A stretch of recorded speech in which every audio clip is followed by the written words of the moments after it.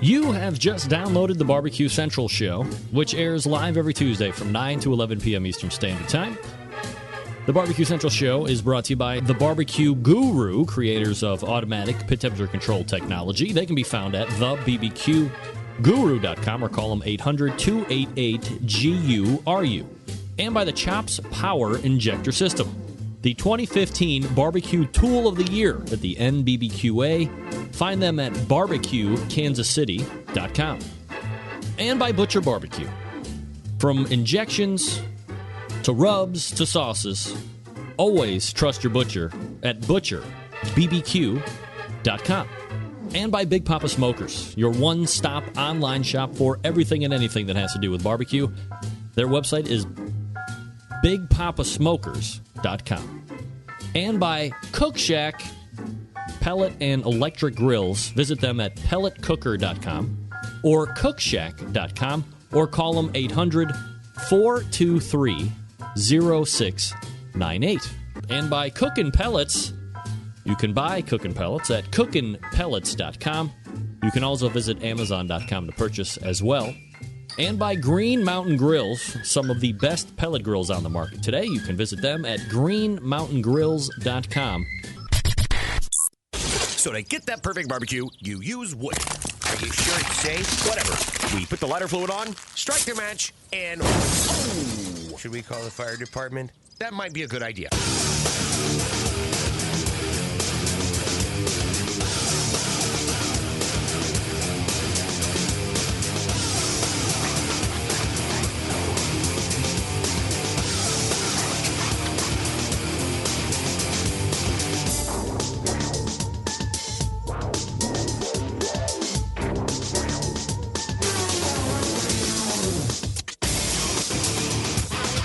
All right, good evening, and welcome to the really big BBQ Central Show. This is the show that talks about all things important to the world of barbecue and grilling, broadcasting live and direct from the Rock and Roll Hall of Fame city of Cleveland, Ohio. It is the barbecue capital of the North Coast. I am your program host, Greg Rempe. Happy to have you aboard here on your Tuesday evening. Should you see fit to join in on the show tonight, more than happy to have you. Contact info, write it down. Phone number 216-220-0966. You can also email the show, Greg at thebbqcentralshow.com. And here's what's happening on the show tonight, in case you didn't get the newsletter. Coming up in about 13 minutes from now, it is the first Tuesday of the month, so you know that we got to make your monthly run to the doctor's office, and we will check in with none other than multiple-time author and good friend of this show at this point, Ray Lampe, Dr. Barbecue. And then at 9:35, we will go back to probably one of the most popular purveyors of the high-end pork and beef out there. Huge in the barbecue world right now, both in the backyard and, of course, in the competition scene. We'll be joined by Annella Kelso from Snake River Farms, and then we'll trot on over into the second hour. And as Annella want to do, like she did the last time, she will give away not one, but 2 items to a lucky person playing this week's edition of Can a 7th Grader Say It? Because I found a 7th grader on the street. That sounds really weird. Nevertheless, we play Can a 7th Grader Play It? Or Can a 7th Grader Play It? Up for Say It.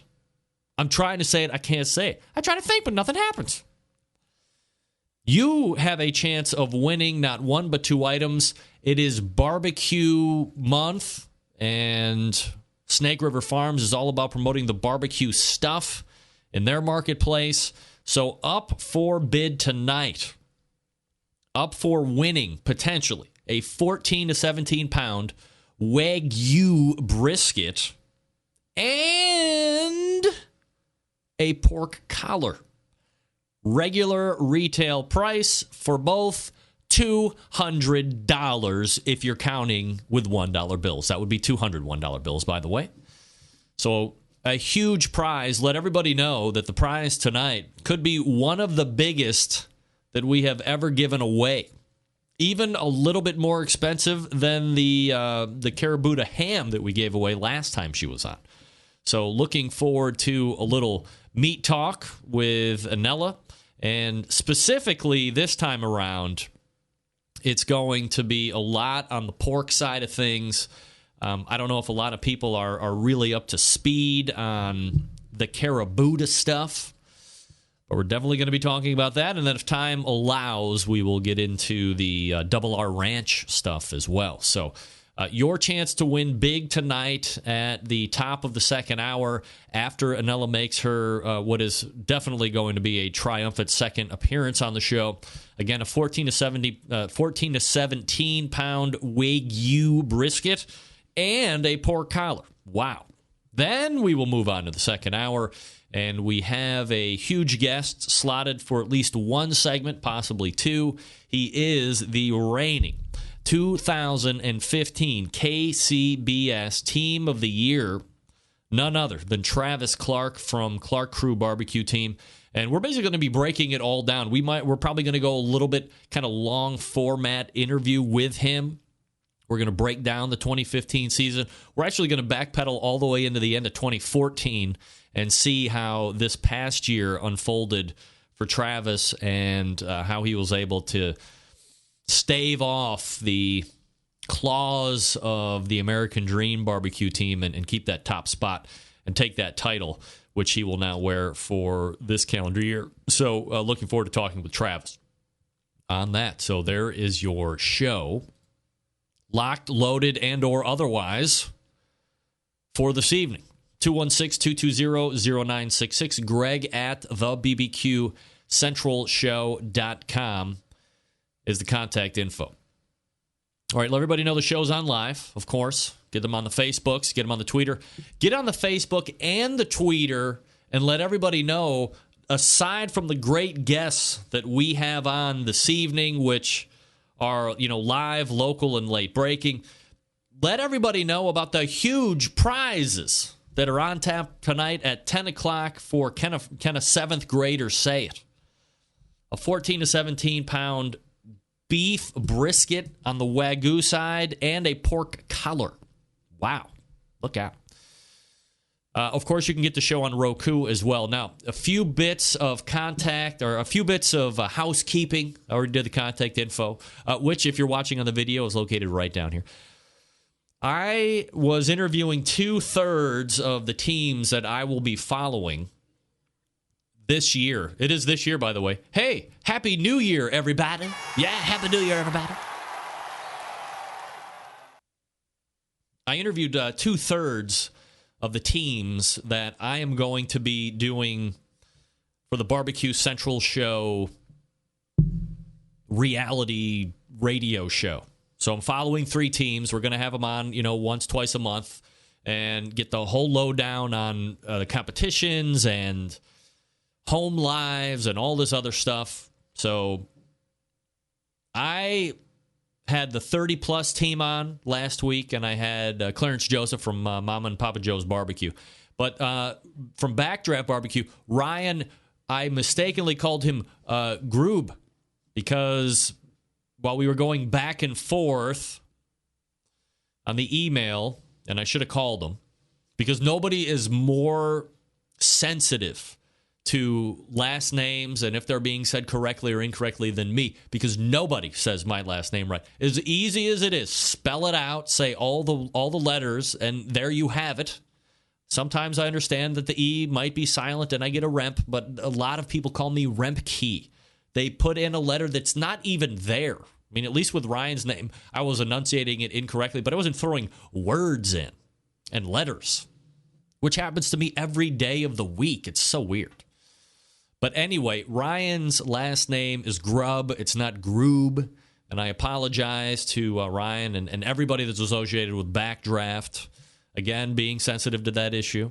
We will move forward, but shout out to Ryan. I got the last name under control, and going forward, I will pronounce it correctly. I promise I will at least give it best efforts, if nothing else. Also, the 1/3 that we didn't get to last week, because as I had mentioned, going through a really I mean, I don't know if it's ever timely, but definitely an unforeseen and catastrophic loss in his family. Tim Shop from Tim Fullbelly's Deli lost his son-in-law, basically his daughter's husband, and they had 2 kids. I think he was 34 years old or something like that, so super young, fell ill, and 2-3 weeks later, that was it. I mean, he had passed away. So his daughter is now a widow at age 30. Got 2 kids.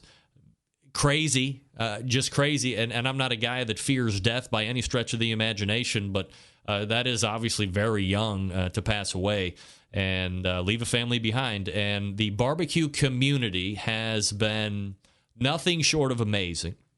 And Tim wants me to pass along his thanks for the barbecue community's support. And he is overwhelmed by it, and I believe he will take time out during our interview, because I will have Tim on the show next Tuesday at 10:14. But he did want me to make sure that I mention on the show tonight that he wanted me to thank everybody for the support and for the prayers and for the donations and all that stuff. So it is absolutely heartwarming to him and to me, for kind of being connected to him a little bit here for this upcoming season. So, there you go. I mean, we got a lot to talk about right out of the gate before the competition season even starts. So, Tim, our thoughts, and for those of you that pray, prayers still with you and with your family, with your daughter especially, and her kids. So, absolutely crazy. Also, something that I'm not going to get to this segment, and I might save it for next week.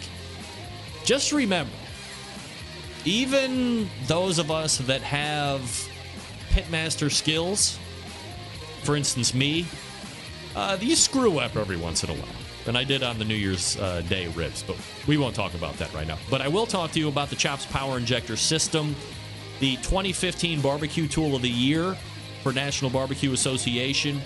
If I may take the time to break it down for you, number one seller is the half-gallon Chops Power Injector System, designed for the competition cook or to pump up the backyard warrior like me. Easy to use. Clean it, fill it, pump it, and go.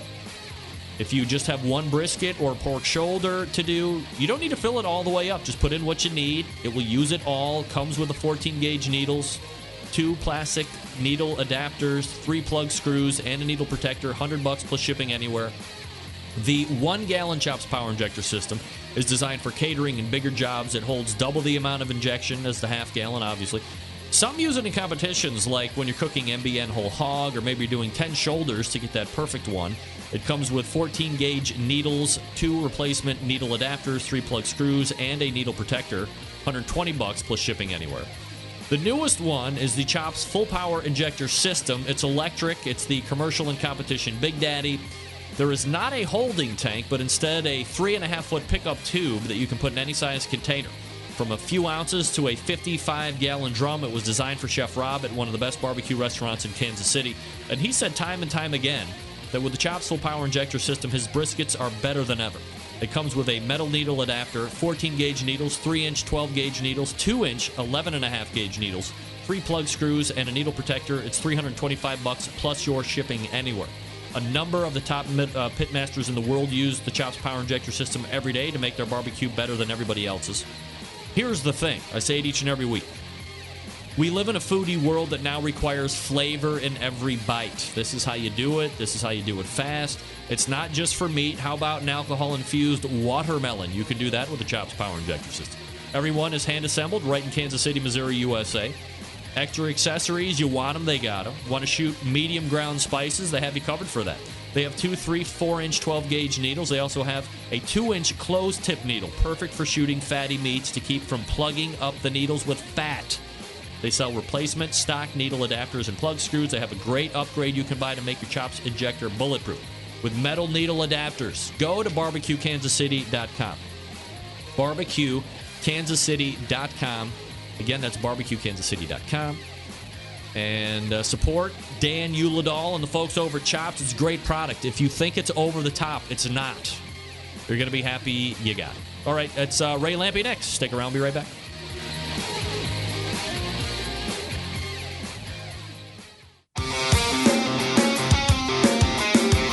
Broadcasting live from the BBQ Central Radio Network studios in Cleveland, Ohio. You're listening to the BBQ Central Radio Show. Once again, here's your host, Greg Rempe.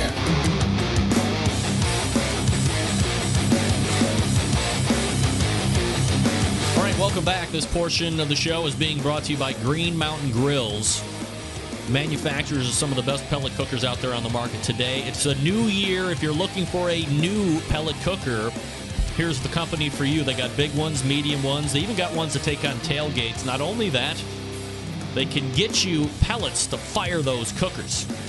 Check them out at greenmountaingrills.com. That's greenmountaingrills.com. I love my Green Mountain Grill. You can love yours too if you visit the website or a dealer and/or. All right, stand by for this.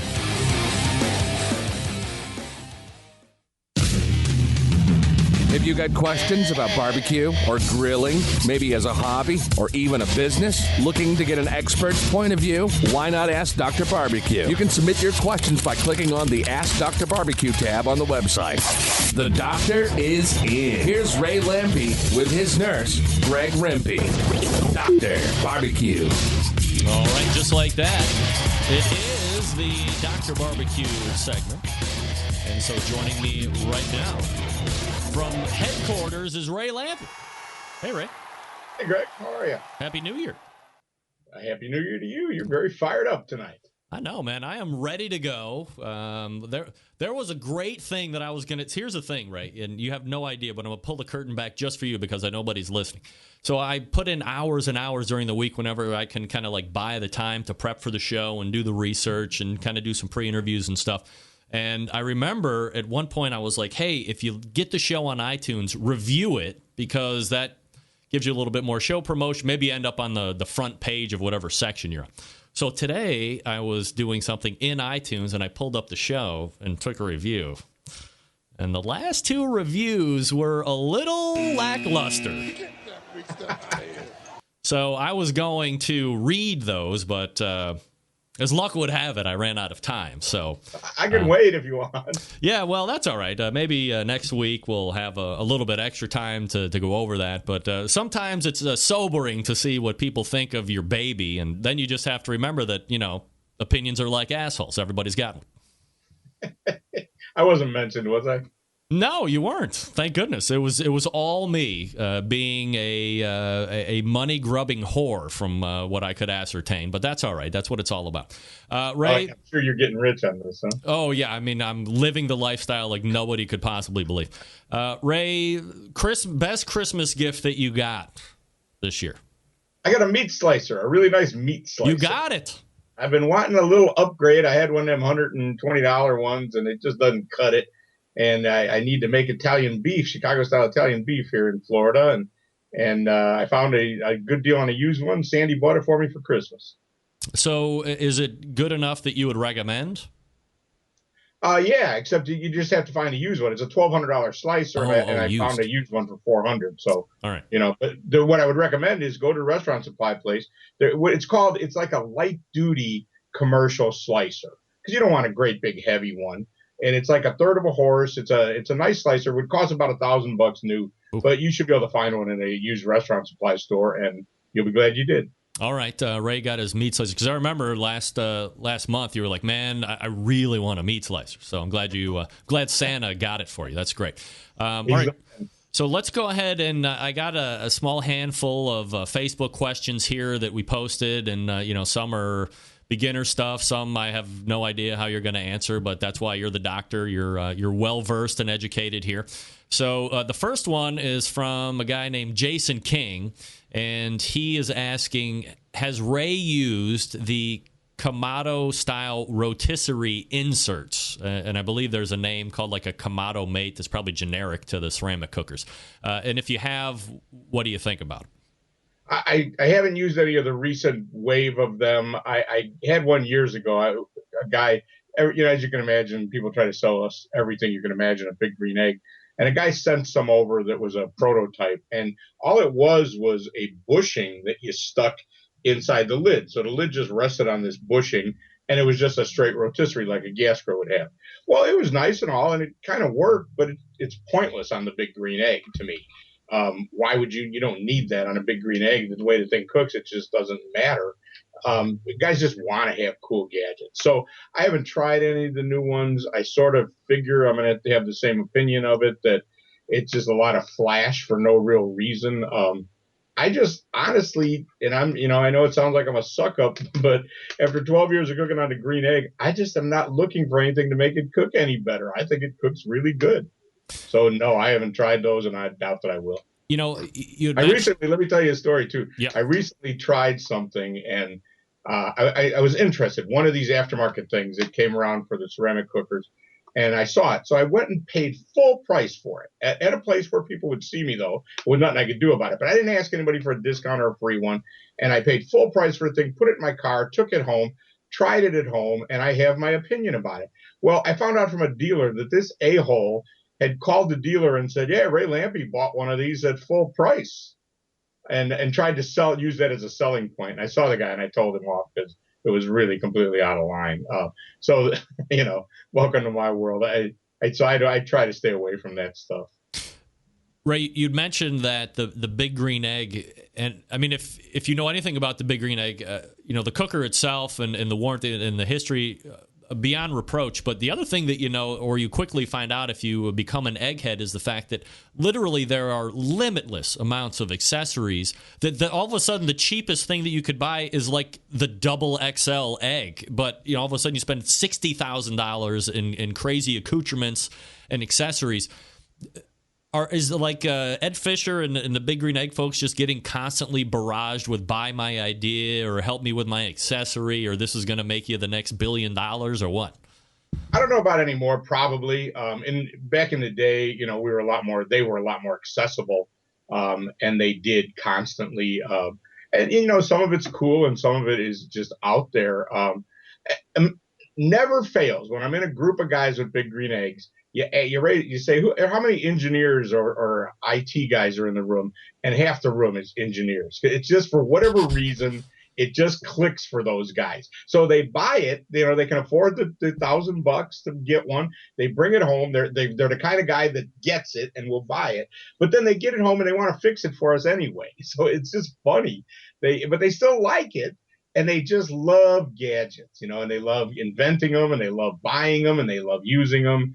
And, to me, it's not my decision, but some of it would make sense for us. Some of it is just crazy.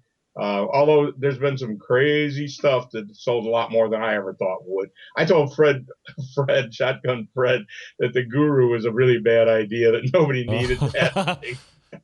Yeah. So apparently I was wrong about that one. Yeah, who's laughing now? All right, next question is from Scotty Johnson and says, can you ask Ray what his most memorable experience was being on the board of directors of KCBS? Now, let me point out something.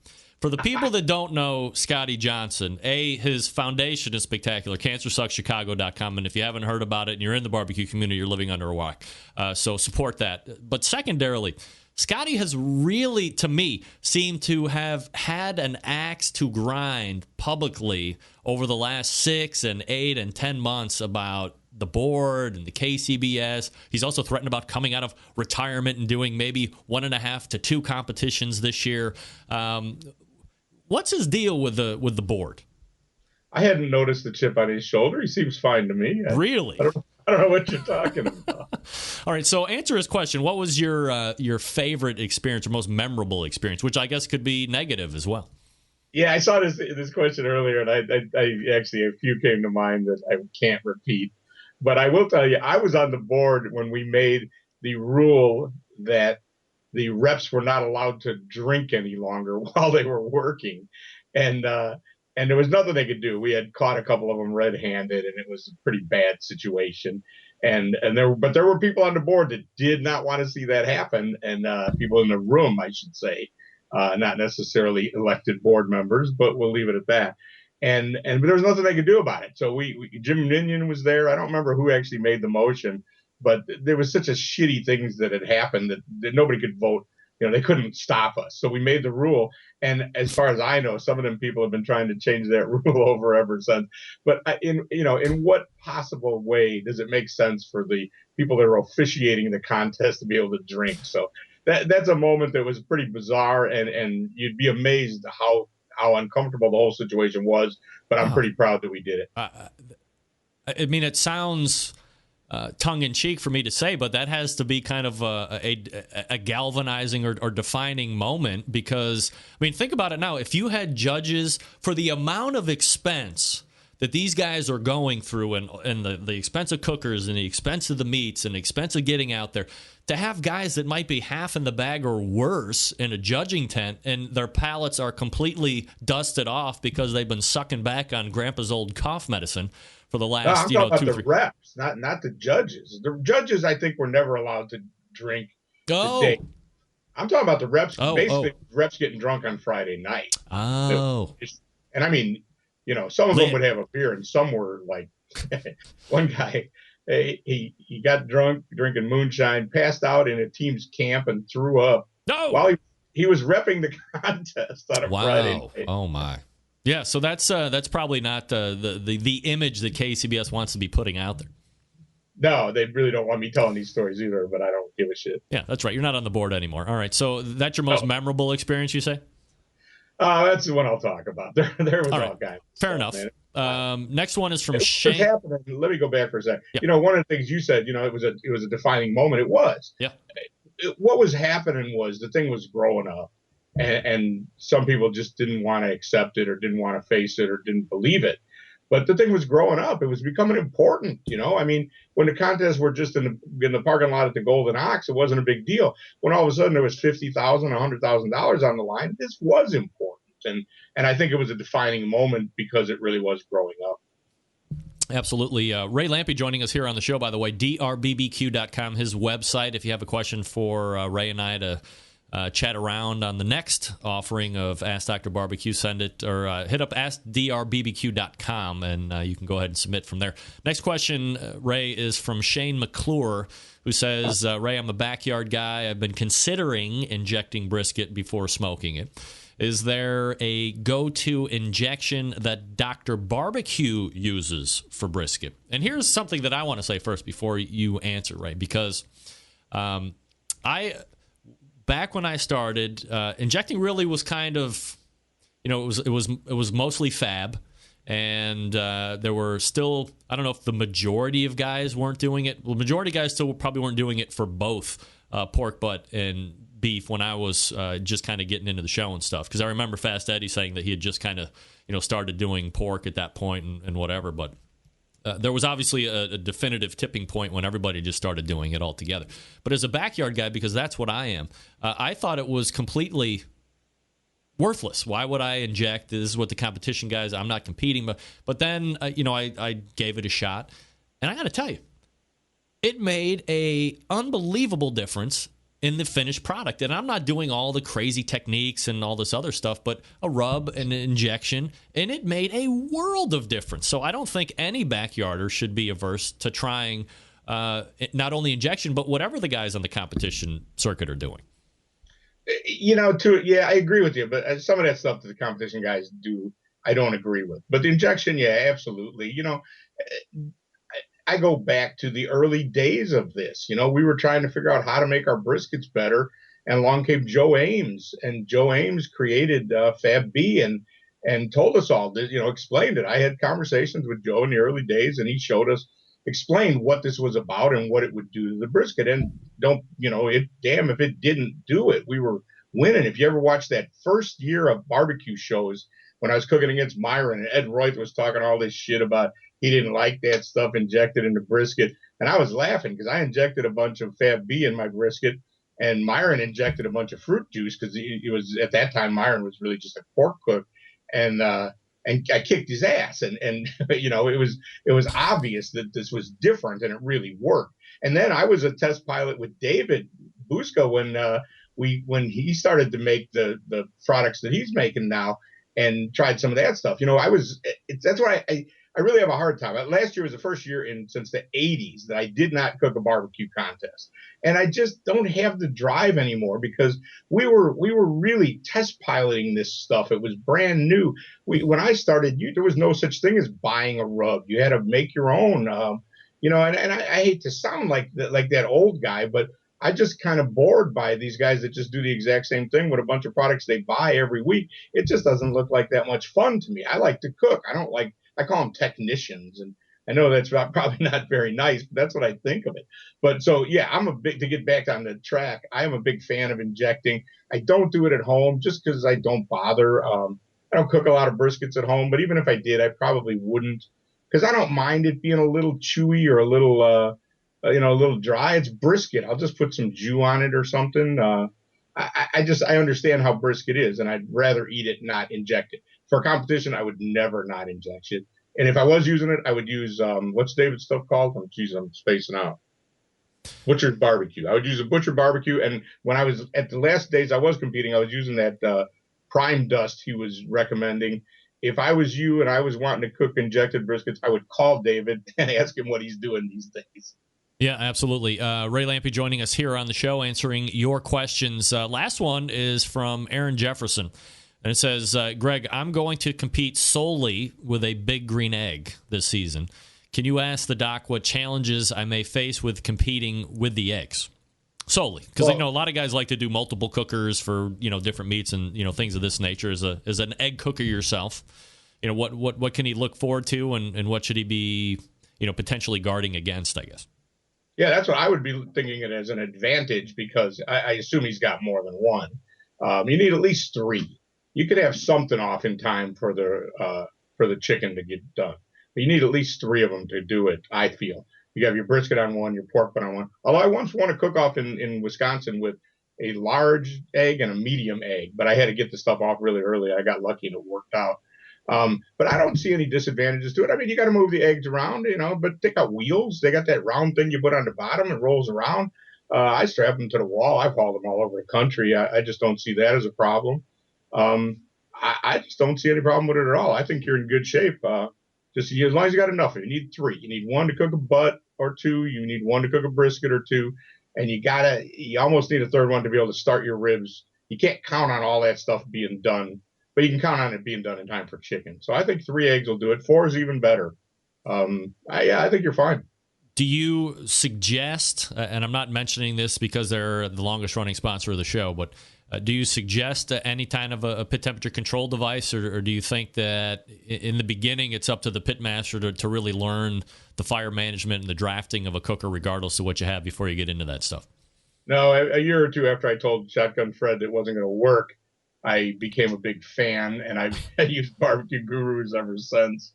Now I got a drawer full of them outside. For competing, I would always use them because you just don't want to give yourself that error. You just can't mess up, and you want to stay right on temp all night. You want to turn it up 10 degrees you can without a whole lot of fuss. I think I'm a big fan of those things for overnight cooking all the time. Ray Lampe joining me here on the show. drbbq.com is his website. Ray, we got a couple minutes left, so I want to circle back to something that you said when we were talking about the injections. You had mentioned kind of offhandedly that there were some things going on in competition barbecue right now that you don't agree with, and I was wondering if you couldn't, list a couple of those out. Yeah, I'd be happy to. I had the pleasure of judging the Jack this year, the American Royal Invitational. What else did I judge? I've judged, I've been out there and judged some of the top food in the country this year. And it's so similar for one. Nobody has and I don't know, it's probably a smart thing to do, but I just hate that everybody's doing the exact same thing.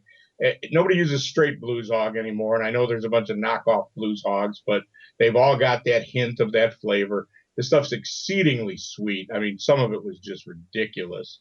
And the pork, I mean, what is going on with that? What the hell is all those different pieces of the pork butt? That's ridiculous. It all kind of tastes and feels the same. It's just, I just think it's ridiculous. There's no barbecue joint on the planet where you would get that, any pork any close to that. I actually said that to Darren Worth one day, and he said, no, that's not true. We serve money muscle, but they roast it and serve it with gravy and mashed potatoes. They cook so many butts that they just, like, one day a week, they cut all the money muscles off, and it's a weekly special. But nobody on the planet is serving that. So to me, it barely qualifies as barbecue. Maybe it doesn't. I don't even know. I just don't get that. Why don't you just put some pork in the box?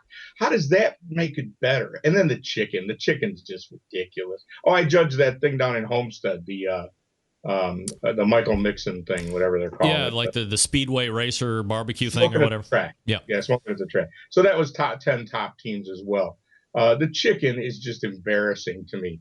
I'm sorry. I was sitting with Byron, Bad Byron, a couple months ago, having a couple beers, and we were talking about it. Like, is that even barbecue? If you take some chicken and put it in a pan full of margarine and cook it in your barbecue pit, and then put a bunch of sweet goopy sauce on it, and it actually goes on the grill for 10 minutes, is that even barbecue? And I contend it may not be. I would say no if I was forced to make a decision on that. And I've been around a long time. I know it sounds bitter. I feel like I'm becoming Paul Kirk some days. I'm just a angry old prick, but I really don't feel that way. I won 2 barbecue contests in 2011. It's not that long ago. I just feel it's gotten so and you can't blame you. You spend a lot of money, and these guys go cook so much. You can't blame them for not wanting to do different things and lose. It's just a shame that it has somehow evolved to that, because there's no rule that says you have to turn in thighs with mushy skin. But there's a whole lot of judges that will talk about the bite through skin. Fuck that. It's chicken. When I put chicken on my smoker, sometimes the chicken's crispy, sometimes it's rubbery. So what? That's what smoked chicken is like. It's not mushy. So, yeah. Is that enough for you? Wow. Ray Lampe shot out of a cannon. Boom. Bring it. Hey, I'm serious about that stuff. It really does bother me, because I wish that they needed to, or still need to, adjust the rules to reward a little bit of creativity. I see almost none, and I think it's wrong. Yeah, I totally agree, and I've railed on the same ideas and what's happening out there for what seems to be years now. We're talking with Ray Lampe, Dr. Barbecue. He is joining me for the monthly Ask Dr. Barbecue segment, a great one to kick off the beginning of the year in 2016, and we will do it again in the Lovers Month of February. Ray, thanks for coming out. Always a pleasure, Greg. Talk to you soon. All right, there he is, Ray Lampe, Dr. Barbecue. Wow. Look out, ladies and gentlemen. Ray Lampe has something to talk about tonight, and it is the craziness of what is deemed competition barbecue. Whew. Annella Kelso coming up out of the break. If you didn't know by now, Big Poppa Smokers is the one online shop for anyone interested in barbecue. Get there. #1 dealer of Mac pellet grills in the world. They've made a name for themselves by crafting award-winning lines of championship rubs, winning almost every major competition barbecue event in the last handful of years. They cannot be pigeonholed in competitive barbecue either. BJ's Restaurant and Brew House has put 4 of the 9 rubs on their permanent menu. Look, they get glowing reviews. Take it from me, they're a great addition to anyone's pantry. They're in mine. Big Poppa's is also banded together with fellow California-based rub company called Simply Marvelous Barbecue to form what has now become known as the West Coast Offense. Defying conventional wisdom, these 2 California-based rub makers have cornered the market on competitive barbecue and begun to redefine the flavor profile that competitive cooks from across the country have begun to aim for. Big Poppa's website features an online meat locker with top-quality meats from our next guest, Snake River Farms, shipped right to your door, from the American Kobe beef, the Caribou pork, the Double R Ranch meats. Big Poppa's meat locker has something for every type of barbecue aficionado. They're bringing you the best flavors on the market again this year, like they did last year with the Swamp Boy sauce, the Fine Swine sauce, Granny's barbecue sauce. Big Poppa's also created and continues to run the BPS Elite team. Features 15 of the best competition teams in the country working together to promote camaraderie, competition barbecue, and to benefit children's charities across the U.S. And they're doing this within only the 5 and 6 years they've been in business. They're turning the competition barbecue world on its head, providing customers with the very best barbecue products, becoming a staple of a nationwide restaurant chain, and benefiting children's charities across the U.S. Visit BigPoppaSmokers.com. That's BigPoppaSmokers.com. We're back with Annella Kelso right after this. Stick around. We'll be right back. Live from Cleveland, Ohio, it's the BBQ Central Show.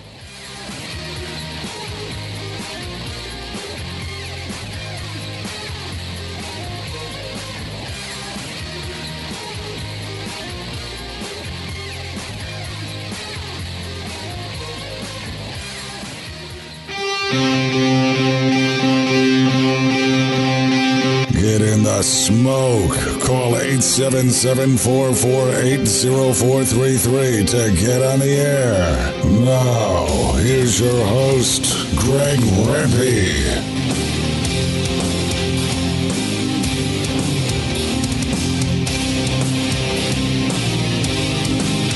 Welcome back.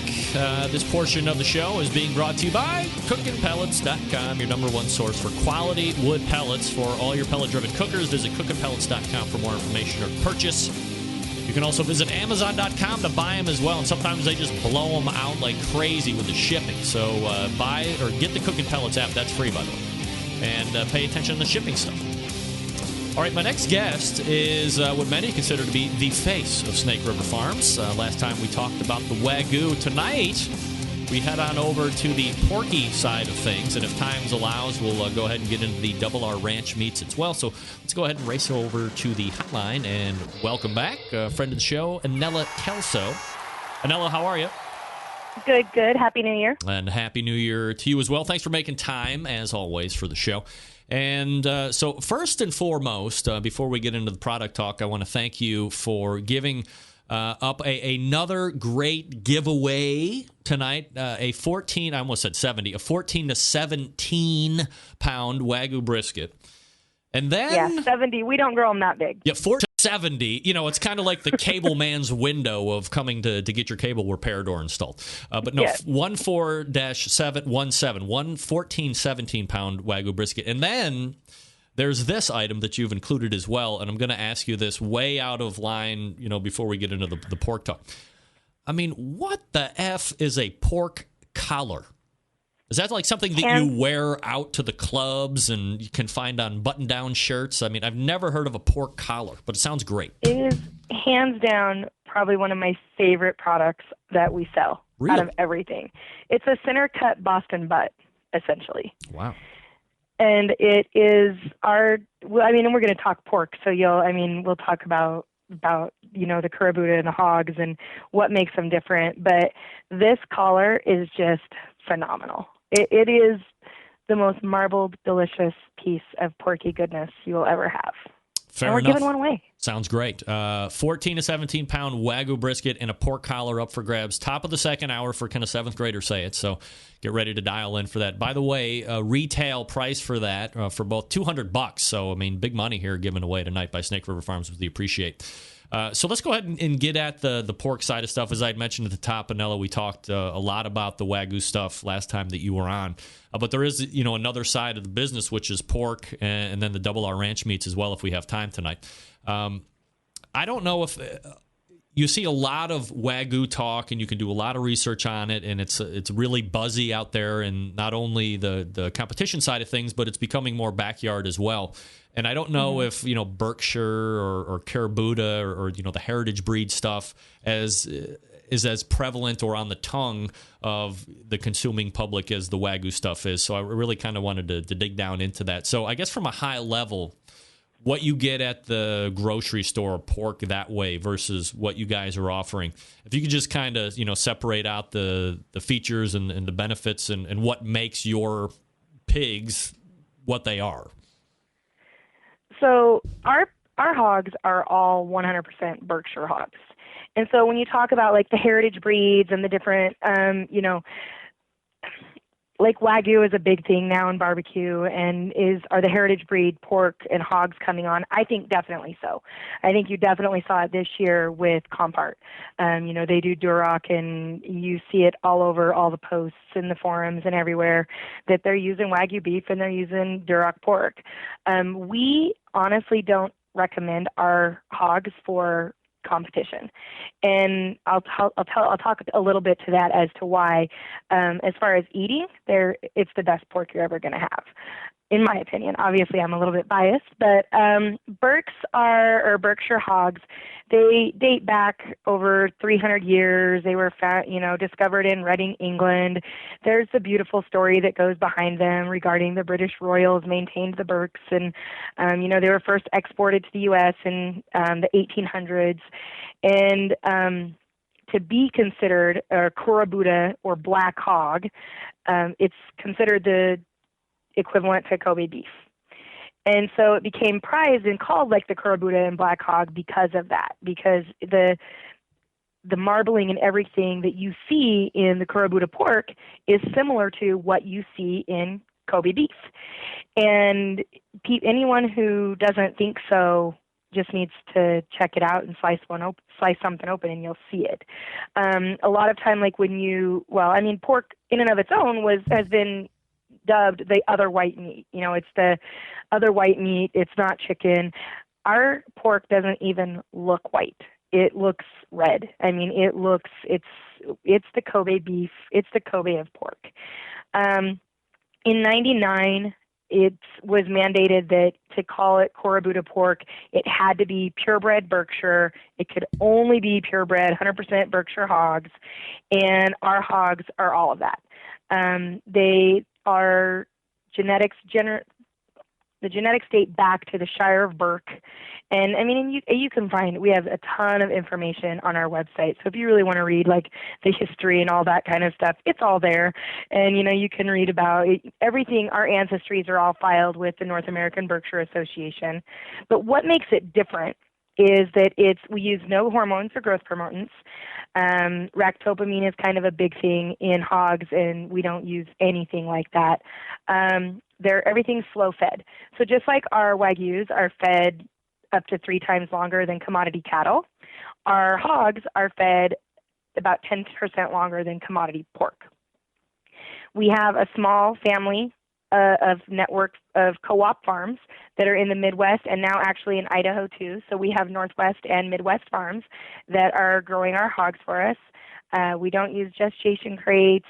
Everything meets the standards for marbling and meat color, which means the marbling has to be higher, the meat color has to be redder, and it just puts out a super consistent, tender, and flavorful product. Can you tell me, you'd mentioned Duroc, so Duroc and Berkshire are 2 different heritage breeds then? Am I understanding that right? Okay, so correct. As someone who's probably done their due diligence and tasted, and as you said, you're biased, which I understand, like where are the palate differences between a Duroc and a Berkshire pork in your estimation? When you really start getting into the taste levels and the tenderness levels and the difference, especially in heritage breeds, there a lot of times you can't tell a huge difference from breed to breed, but you can in the Berkshires. So we ranked Berkshire hogs and Kurabuta pork in general, not just Snake River Farms, but Berkshire hogs ranked number 1 in 19 out of 23 sensory characteristics tests with the National Pork Board. And it goes into like pH levels and firmness and meat color and the quality of the loins when they're cooked. And it's just a different taste. It's like when you're eating the difference, when you have a choice steak and then you have a, American Kobe steak or a Wagyu steak, you can taste that difference. And with any kind of, heritage breed, you're going to taste a difference. With the Berkshire brand, with the Berkshire breed, you're going to really taste the difference. And you're going to see the difference. Like I said, when you cut a chop and it looks pink, it looks red, you're getting something different. When you eat it, you can totally taste it. Oh, yeah. Annella Kelso joining me here on the show. SnakeRiverFarms.com is the website. If you want to check out some of the stuff that we are talking about here this evening, go ahead and race over there and get some info. In regards, it almost sounds like from being able to, the genetics and the history that you have, it's almost like this pork is in ways like varietals of grapes that you would find, like, tracking a French wine back to, the Rhone region or something along those lines. Well, certainly, and it's the same way with we get a lot of people. Well, you can't call your beef Kobe beef. Well, we don't call our beef Kobe beef. It's American Kobe beef, but we can trace the genetics clear back to Kobe. Just like this, we can trace our genetics back to the Berkshire, areas in England. And so it's just something that we work really hard. It's not big factory farms. It's, we know who our growers are. It's very similar to our beef programs. We're farm to finish, and we are involved in every process, every step that is taken in our processing. Our processing plant for our hogs is in Twin Falls, Idaho. It's about 2 hours south of me here in Boise, and it's a family operation that's been operating since, as long as I can remember. I grew up in that area, so it's all very family oriented, and we work really hard to just make sure that product is going to be quality product day in, day out. In regards to the taste, and everybody's palate is a little bit different, but from commodity pork, as you had mentioned it, to somebody getting a chop or a ham or ribs or whatever, how are you able to quantify the difference on the palate? I think that it's so hard to explain. Like when people call me and they say, I get asked all the time, what's your favorite steak? What's your favorite thing? Yeah. What would you order if you were ordering today? And I talk about our beef, and our beef is amazing, but I always go back to our pork. And I should have sent you a picture so you could pop it up there. We have a picture of our pork collar it looks like beef when you slice into it. It has that palate taste. It's really tender. It's really flavorful. You don't have to worry about covering it up with something. Like a lot of times when you cook pork, people cover it up with stuff. And with this, you don't have to. Annella Kelso joining me here on the show. Perhaps a better question that I should have asked is, you go to the website and you see, look, when you're doing it the way you're doing it, and you're taking the care that you're doing it, and you're doing the processes that you're doing, there's an inherent cost that goes into that. So that's obviously going to translate onto the price point side of things. So when people go in and they see, X amount for a ham versus a $20 ham, yeah, while it should organically go, well, something's obviously different and it's not going to be worse for X amount more money. The American way is, I'm a cheap bastard, and I want to get the best for as little as possible. So when people go, oh my God, well, I can buy a ham or whatever, these ribs for this much in the grocery store, you're able to kind of lead them up to the caribou because of what you guys are doing out there in the field and how you're raising them and all this other stuff, correct? That, and it just tastes better. If you ever want to kill have a few minutes to kill, and you want a good smile, go out and read our reviews on our bone-in caribou hams. We have people that legitimately, when we were approving them, we were like, we can't put this up, and we're like, well, yeah, we're going to put it up. But people comparing them to paintings in the Sistine Chapel, people who tell us they have vegetarian friends who they didn't care, they still ate ham, they ate this ham. We've kind of become known on the Today Show with Al Roker. He has loved our products forever, and so it's kind of jokingly called the Roker ham because he always talks about it on the show, and he actually gifts hams to all of his friends and families for Christmas.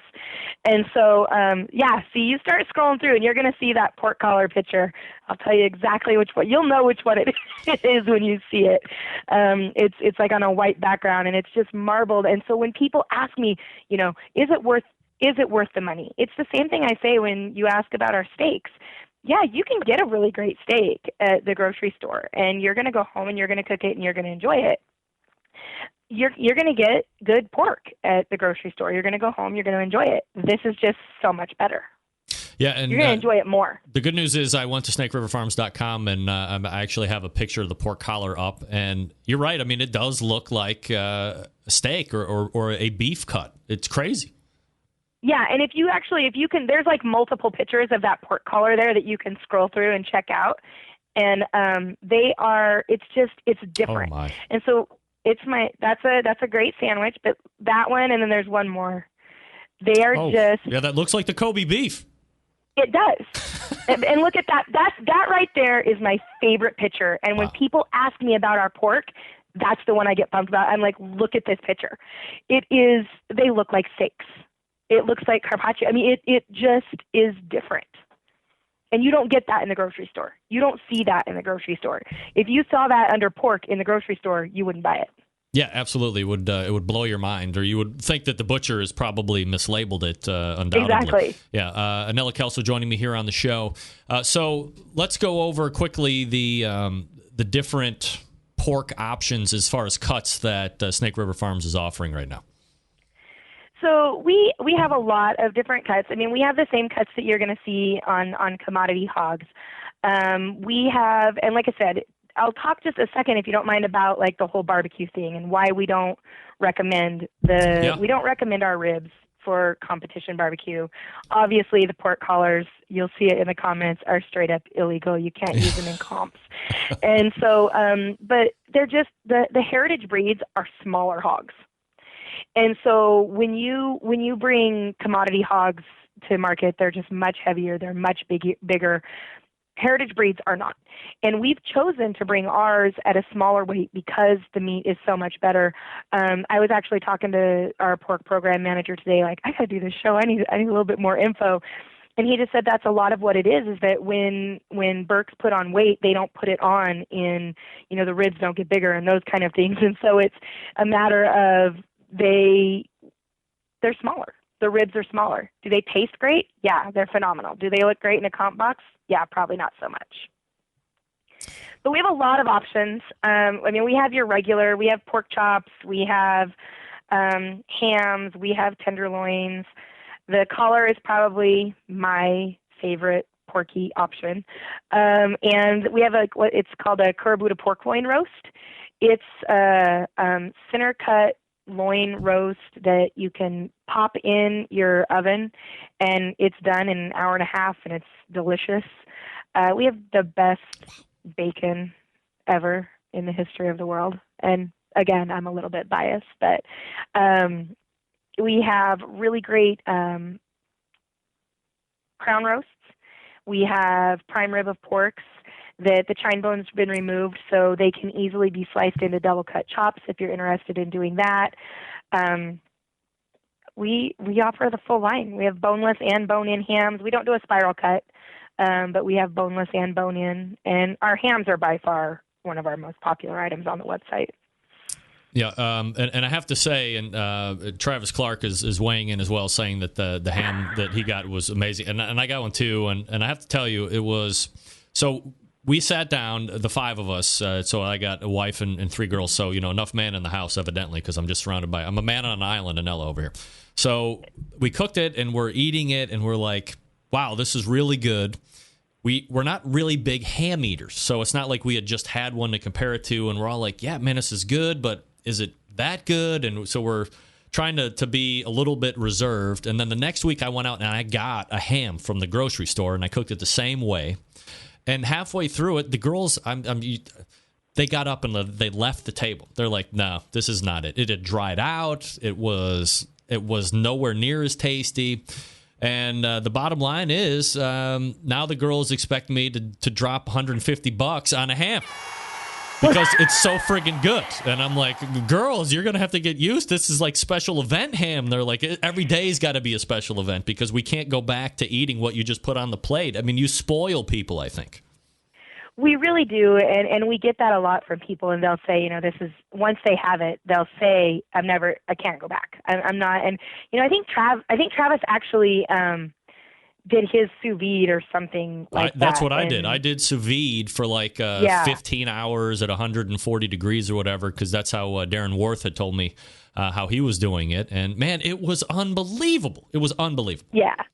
And I think that's the biggest thing. Anytime anybody ever says, what makes your pork so different? I mean, people really do. They look at, they're like, it's pork. How can pork be that different? Right. It's that different. Right.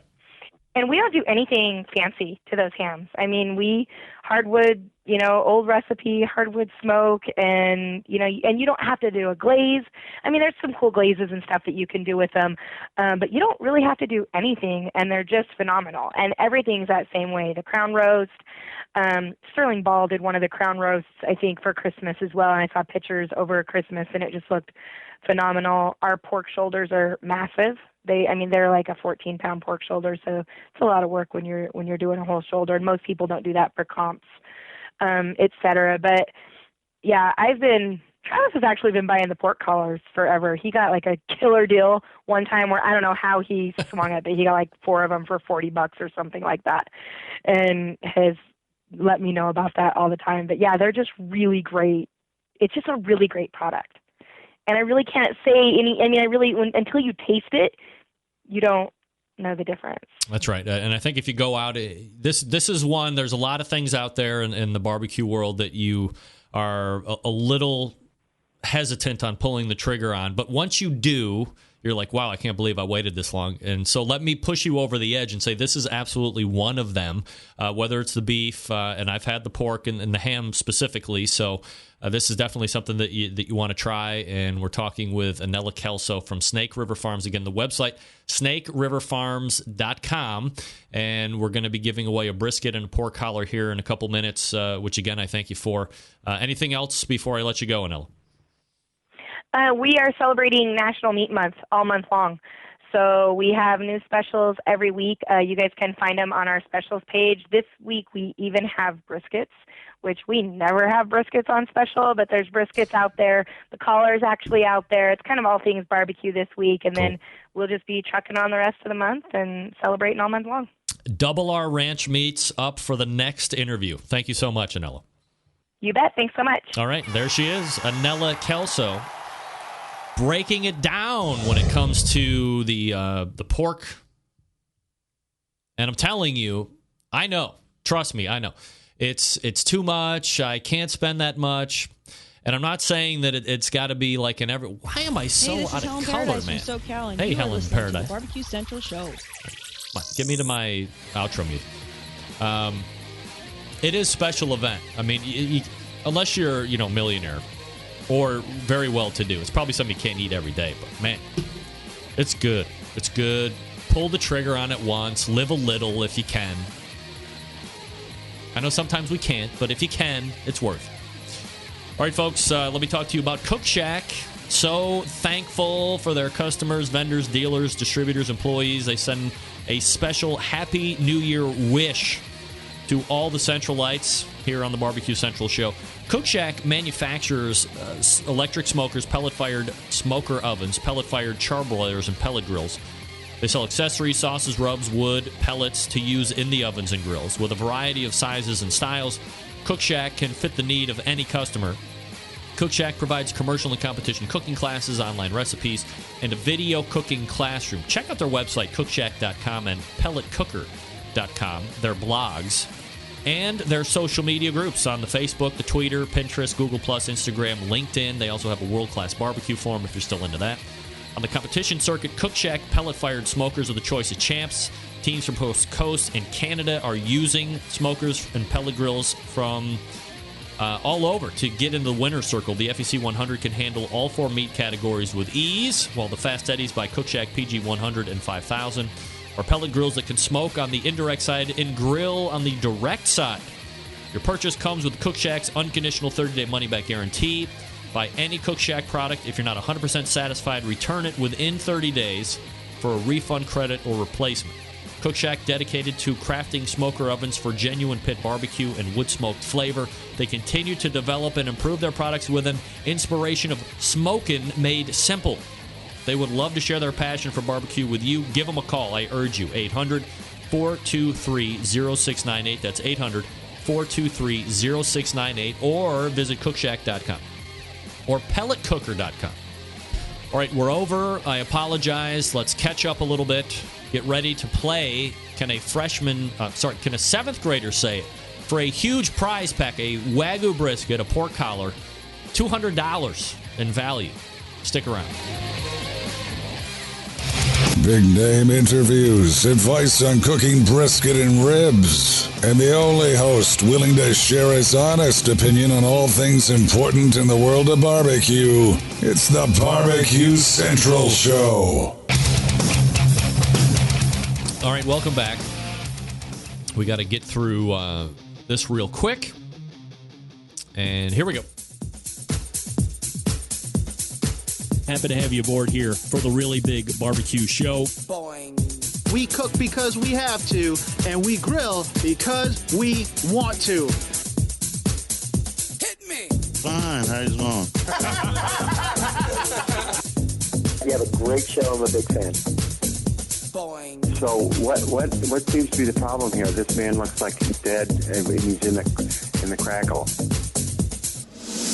Charbono! It's all about the charbono, dude! Succulent fish. What? He ate 54 wieners. But listen, Libertius, shut your face. I'm shaking like a dog shit peach seeds. We have top men working on it right now. Top men. All right, just like that, we're in the second hour. Before I get into that, call in to win your chance. Come on, man. You don't want a 14 to 17 pound Wagyu brisket and a pork collar? Regular retail value of both with shipping, 200 bones. Can you guess? Come on. Can you guess it right? Can a seventh grader say it? Come on. 216-220-0966. Greg at thebbqcentralshow.com is the number you get in touch with me. We do have a caller on the line, by the way. Hold on there. I see it. If you can hear me, you're going to be playing. So get very excited here. Now I have to get this ready here. Okay, here we go. All right, ladies and gentlemen, welcome to a game show sweeping the soon to be the next sensation, if I may say so myself. It is can a seventh grader say it? Hey, all right. This game is simple. I'm your host, Greg Rempe, and all you have to do, being a caller on the line, is answer 3 of 5 correct words that a seventh grader is reading on paper, and then she has to correctly enunciate it out of her face hole. If you can guess that right 3 times out of 5, you win a 14 to 17 pound Wagyu beef brisket and a pork collar, ladies and gentlemen. Oh, my. Doesn't get any better than that. All right, so we do have a caller on the line, so we'll do a little introduction here. Caller from the 631 area code. Tell us a little bit about yourself. Sorry, from Hello? the 669 area code. Tell us about yourself. Oh, that's me. It's James from California. All right. James, how are you, man? Good. All right. James, are you ready to play the game? I'm ready. You know how to play the game? I do. All right, let's play the game. James, if you're a loyal listener to the show, you know that we've been playing a game called Can a Freshman Say It? However, tonight we have changed tracks a little bit and gone with a seventh grader say it. Oh. We're throwing in all the tricks here tonight. Let's play. Are you ready for your first word? Can a seventh grader say it, James? All right, hit me. All right, James, first word is cash. Not like the money, but like on your computer or bandwidth operation. Cash. Can a seventh grader say cash? I believe so. I think the seventh grader can do it. All right, seventh grader can say cash. We'll lock you in for yes. I think it's a leap myself. A lot of people in the chat room are with me. But this is why we play the game, James. We go to the seventh grader. Show me cash. Cash. Look at you. All right. James knows the seventh graders out there. Good for you. All right, let's go ahead and play the next one. You got one in. You need 2 more to win a 14 to 17 pound brisket And a pork collar. Wow. James, that's $200, dude. Are you kidding? Okay, you're not kidding. All right, let's go to the next one. James, I put a microphone to a 7th grader's face with a word on paper. That word is catastrophic. Can a 7th grader say catastrophic? I think so, yes. Right. James thinks so. We will go ahead and lock you in for yes. For 2 in a row, let's go to the 7th grader and show me catastrophic. Catastrophic. Wow! All right. This kid is smart as hell, James. Wow.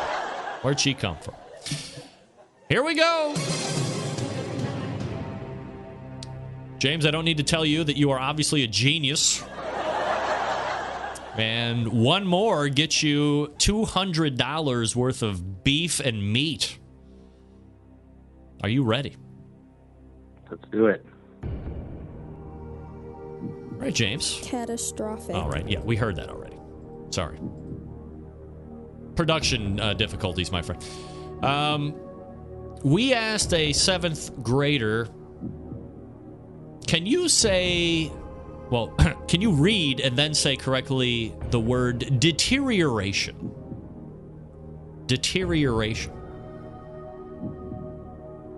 I'm going to go with yes. Seems like a smart 7th grader. Wow. Seems like a smart 7th grader. I don't know her, but I'm not going to deny that, of course. I would never deny that. For the win. Show me. Deterioration. Deterioration. Oh, my Lord. Look at this guy. It's James. He's going crazy. James is going crazy. He has won. James, I'm about to list off what you've won. Sit down and strap in because you might think it's Christmas. A 14 to 17 pound brisket, Wagyu style from Snake River Farms, and a pork collar. Can you believe it, James? That's awesome. Thanks, Annella. James, would you say that this is the best post-Christmas present you've ever got? It's the only one, and it's best. It's the only one. Of course it is. Thank you. All right, James, shoot me your shipping info, Greg at thebbqcentralshow.com, and we will coordinate to get that shipped out to you, my friend. Very good. Thank you. All right, thanks for calling in tonight. Ladies and gentlemen, James is a wiener. Yeah. Wow. Meanwhile, I have like 700,000 calls coming in because everybody wants, the free brisket and pork. I know. Only one can get through, and James won. All right, folks, that's going to wrap it up for this week's edition of Can a 7th Grader Say It? We'll be back with something unique to give away next week. It's probably not going to be $200 worth of pork and beef, but you never know. Until then, this is your program host saying so long, everybody. All right, that was great. Congratulations to James again for winning. Again, that is a 14 to 17 pound Wagyu brisket and a pork collar, $200 worth of stuff, plus the ship to him. SnakeRiverFarms.com anteing up for this prize pack. So thanks to Annella Kelso for making that happen. And James, enjoy, and I can't wait to So here's what I require from James. Let me know when you get it, and then let me know when you cook it, and then most importantly, let me know what you think after you eat it, because let me tell you something. That pork collar, after seeing 5 or 6 different pictures of it while I was talking to Annella, all of a sudden I'm a fan. All of a sudden I'm a fan. I got to try one of those. Still to come on the show tonight, and I don't know where I am time-wise. Well, I'm still right about on time. I think I caught up pretty good. Travis Clark from Clark Crew BBQ Team is going to be on. We played Can a Freshman Say. So he's going to be on next segment, and if he's willing and we don't get through the stuff, and trust me, I spent roughly 3 hours over the weekend putting together this cavalcade of questions that we're going to be running Travis through. So if he can hold over through to the second segment, it's going to be a potential Clark Crew BBQ Team second hour. No surprise there, of course. Let's just get after it, man. I'm ready. Let's just get after it. Let me talk to you quickly before we get a little Travis style. Get a little Butcher barbecue style while you're at it. That's right. If you're like me and you love to kind of ante up the barbecue and grilling game, and look, if you're a competition guy and you haven't gotten on the Dave Bosca bandwagon, what are you waiting for?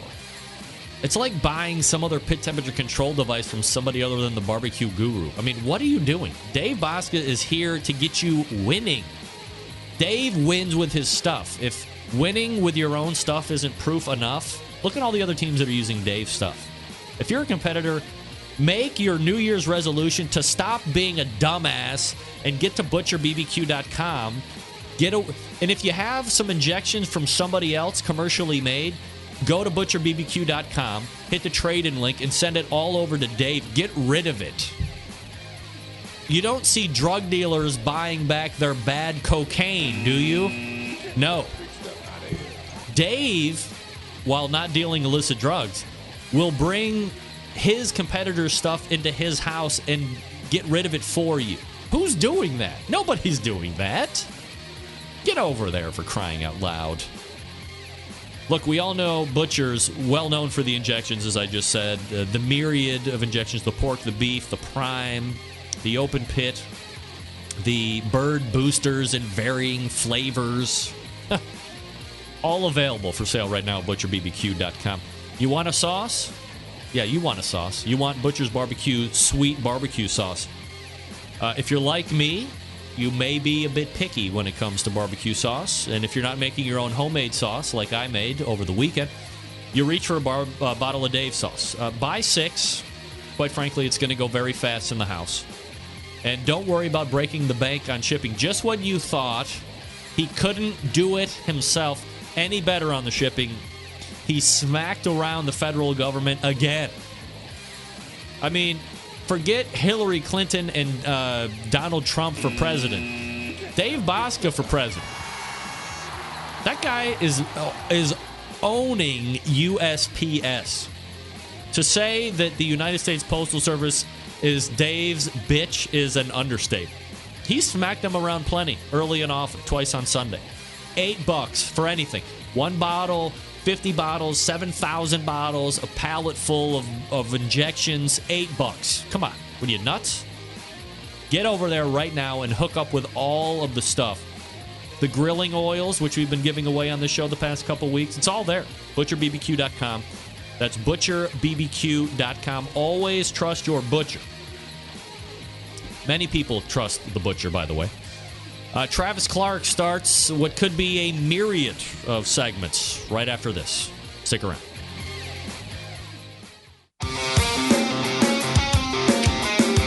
Broadcasting live from the BBQ Central Radio Network studios in Cleveland, Ohio. You're listening to the BBQ Central Radio Show. Once again, here's your host, Greg Rempe.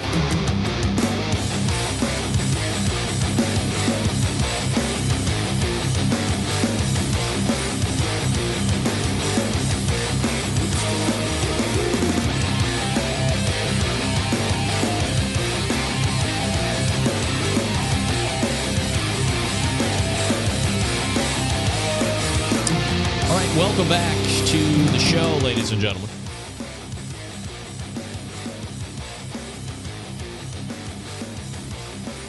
I'm a terrible... Look, all I got to say is I had all the time... I suck. I just suck. Let me tell you quickly, before we get to Trav, about the Amazon link on my homepage. I've said it. Go to the bbqcentralshow.com. And if you shop at all on Amazon, do me a flavor. Hit my website first, and then click on the Amazon.com link. There is something that if you rest your cursor on Amazon.com, there's a little drop-down. Don't worry about the store.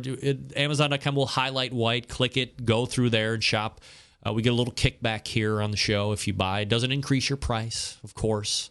We're not here to do that. No. But little percentage here, we reinvest into the show. Everybody's a happy camper, okay? Hey, my first guest in the second hour has won the right to be called KCBS Team of the Year for the next year. Here to recap a season and what 2016 might look like. Pitmaster of the Clark Crew BBQ Team. Please help me and welcome Mr. KCBS for 2015, Travis Clark. T, what up, man? Are you there? You living right? What's that?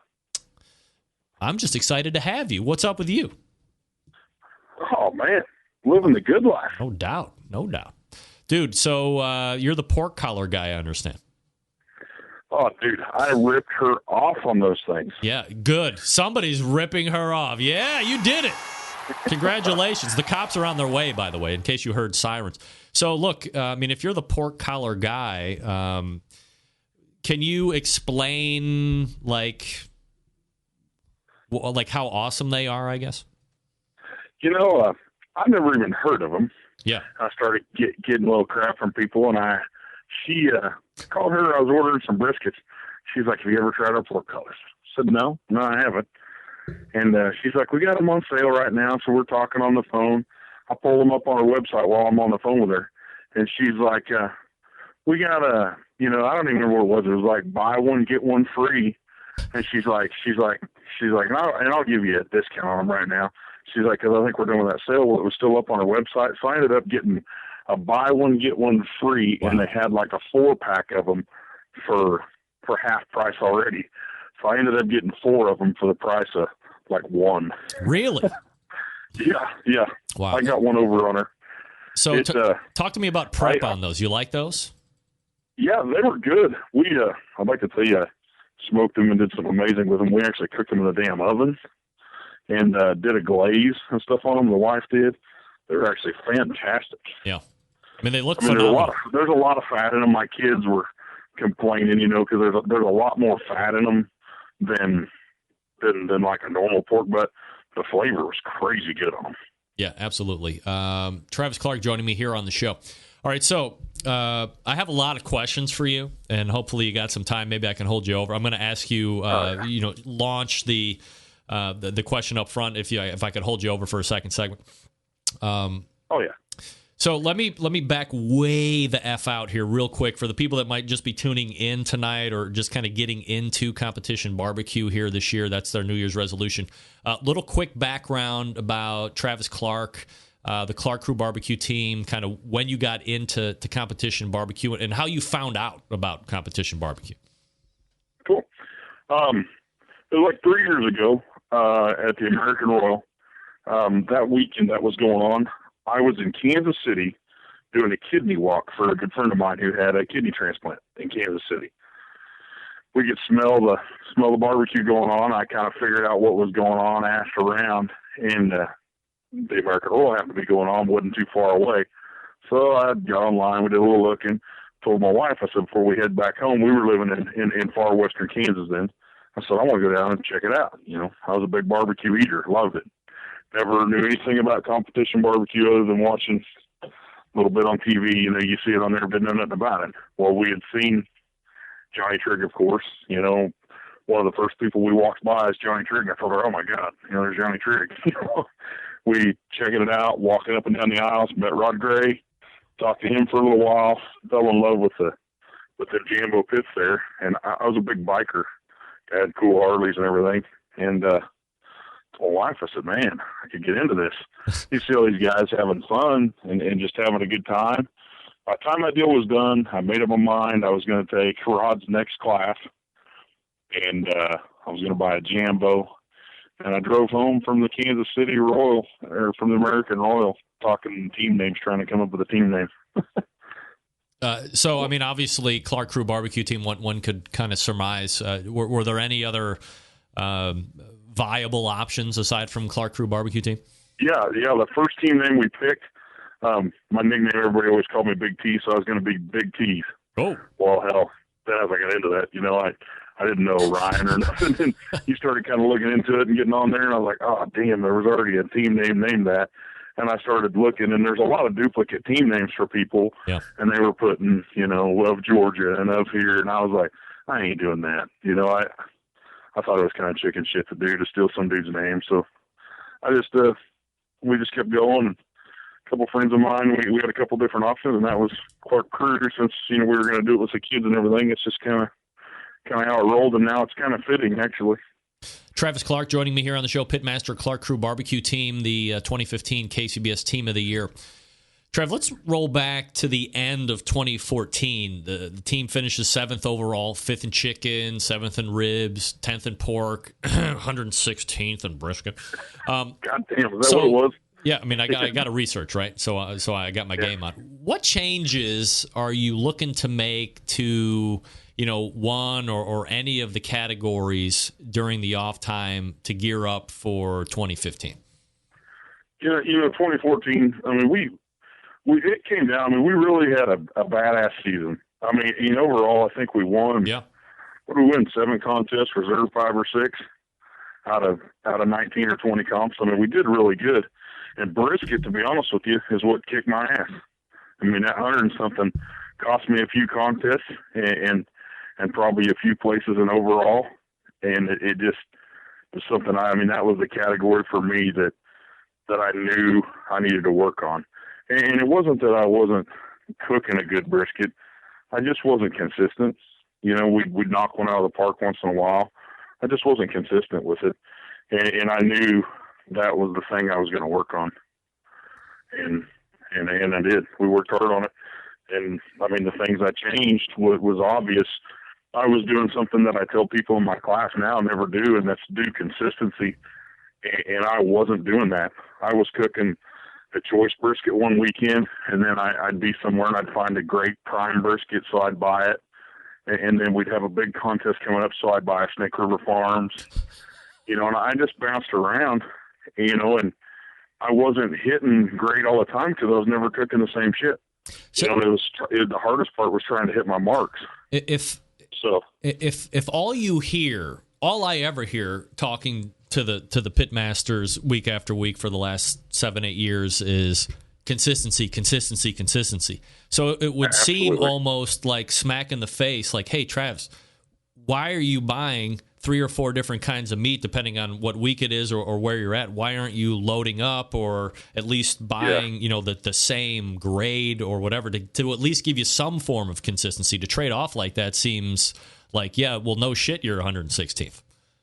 Yeah, and it's probably a damn miracle that we were 116th with as much changing as I did. I probably cooked, I don't know, I'd have to ask Annella, I probably only cooked maybe 6 or 7 or 8 Snake Rivers last year. I mean, not 3 or 6 or 7, I don't know, not that many, and a couple choice and several primes. I was going through the store and you'd see this big old 2-inch flat, and I'm thinking, good God, it's the brisket, if that's the one, Well, hell, it might not have had great marbling. And you got to think, I've only done 69 contests now. And 39 of them was this year. So I was relatively new, and I wasn't looking at a lot of the things that I should have been looking at, and it was a growing pain. It just, once I figured out, hey, cook the same thing. Well, okay, so that's one thing. Well, then I say, what do I feel is the best thing to cook? And to me, I think a Wagyu with a Snake River is a badass brisket. And so, okay, well, if I'm going to do it every week and we're going to do serious, this is what I'm going to cook all year long. This is what we're going to do. And also, my new sponsor, the Kansas City Barbecue Store, they started providing me with briskets this year. And that helped also. But honestly, I would have done it either way. Once I started hitting them, I try to tell people, cooking a Snake River, it's not going to be the thickest. I'm not going to lie to you. Some of them are, but the thing is that thing has so much fat in it. It's like a damn brisket with training wheels. You have such a more curve. You can overcook it a little. You can undercook it a little, and it's a little more forgiving than what a choice is. Travis Clark joining me here on the show, Clark Crew BBQ Team pitmaster. In regards to mindset, Trev, do you already know going into 2015 you're going to make that run for Team of the Year, or is it something that you ended up kind of building into as the year went on? Oh no, I knew what we was going to try to do. I came home from King of the Smoker last year, and I ran out of vacation time. We moved to Oklahoma, and I started this new gas plant up, and I just didn't have a hell of a lot of vacation time. And I really felt last year that I was cooking just as good as anybody. I just didn't have the time to go. We came out of the gate last year and just crushed it. And then I took a couple months off basically and got this plan up and running. And then I just couldn't hammer down. And I was very proud of what we did. And and after the Royal, we didn't cook a lot. I was like, hey, I'm good with it. We did good. We got up to number 2 in the nation. And I was like, I'm proud of that. It's pretty damn good, when somebody else has done 35 and we only did 19 or whatever. I was real proud of it. And then as the year went on, as we started getting down, you went from 2nd to 4th to 5th to 6th and down to 7th. And I told my wife, I said, man, that sucks, And it don't suck. I mean, it's something to be proud of. But I want to win. It's just, I'm not being a sore loser. I just want to win. And we came home from the King of the Smoker, and I told her, we were talking, it's a 1,500-mile drive home. She said, well, how many are you going to do next year? And I said, as many as you'll let me. And the joke kind of went on. She said, what do you want to do? I said, you don't want to know. And she's like, what do you want to do? I said, I want to cook 40 times. I want to win 10 grand championships, and I want to try to win Team of the Year. She's like, well, do it. And I was like, no, I'm serious. She's like, well, do it. So I told everybody what we were going to try to do. The only variable in that was, is I'm not dumb. If I wasn't cooking good, I wasn't going to cook 40. I just wanted to be in the position, if we were cooking good, to be able to. So if I come out and it wasn't going well, I'm not too proud to admit, hey, shit ain't working. I won't go cook 40. I'm not. Yeah, not cutting your nose off despite your faith. No. I just wanted to be in the position to make a run if we were in it. So competitions go hand in hand with that decision. So how far in advance are you planning ahead, and are those contests strategically chosen to give you the best position for Team of the Year? In other words, some teams will do certain contests because they like them, or they know a lot of teams that they're friends with are going to be there, and they're not necessarily factoring in points per se. Where other teams for Team of the Year are like, hey, it ain't about hanging out. It ain't about going to do contests I've always done. This is a points thing and the best case for me to win thing. How did you guys plan that out? I started out the year, and I really should have probably listened to people more. I'm starting out the year, Rod Gray told me, he said, if you're going to make a run at it, cook 35. He said, that's what the points are, 35. Well, I listened somewhat, but I was still into, no, I want to go cook this contest. I want to go cook that contest, because there were contests I wanted to do. Points-wise, I didn't probably cook the smartest schedule. I should have. I looked at contests a lot last year, as I felt that I wanted to prove I was one of the best. I would get a team list, not to see who was there and go the other way. I would get a team list to see where the good teams were, and that's where I wanted to go. Oh, my. That's probably not the smartest thing in the world. A lot of people see Butcher on a damn team list and they think they want to go the other way, and I'm thinking, hell yeah, let's go cook with Butcher and Donnie. And I don't know. My wife didn't understand it either. We argued back and forth. She's like, she'd see somebody go somewhere and do what a lot of us think would be a cherry picking contest. She said, why won't you do that? And I just won't. And I drove a lot of miles, and it was kind of dumb. When I drove a lot of miles, I went to the biggest, best contest I could find that weekend. We went down to Georgia. That damn sure wasn't my easiest option, but it was cool. They had a really cool trophy, and so we drove down there. But strategy-wise, probably not the smartest. And doing it that way, it ended up making us have to cook the whole damn year. It came down to I don't know when the last one was, in November or something. It came all the way down to the end. Trev, I think to most folks who were following Team of the Year points, the race was kind of pared down to a 2-horse run by, I don't know if it was like mid, end of summer kind of a situation. Of course, history has shown that who is at the top of the board in, let's say, July isn't necessarily standing there in December. So how are you guys feeling about, the mid-year point? Honestly, about mid-year, not being arrogant, but I think we pretty much knew, barring some miracle, it was pretty much me, Darren, and Dave. And it was just a weird year because we had both come out hot and just really jumped out there. A lot of people don't even really get heavy until the middle of the year.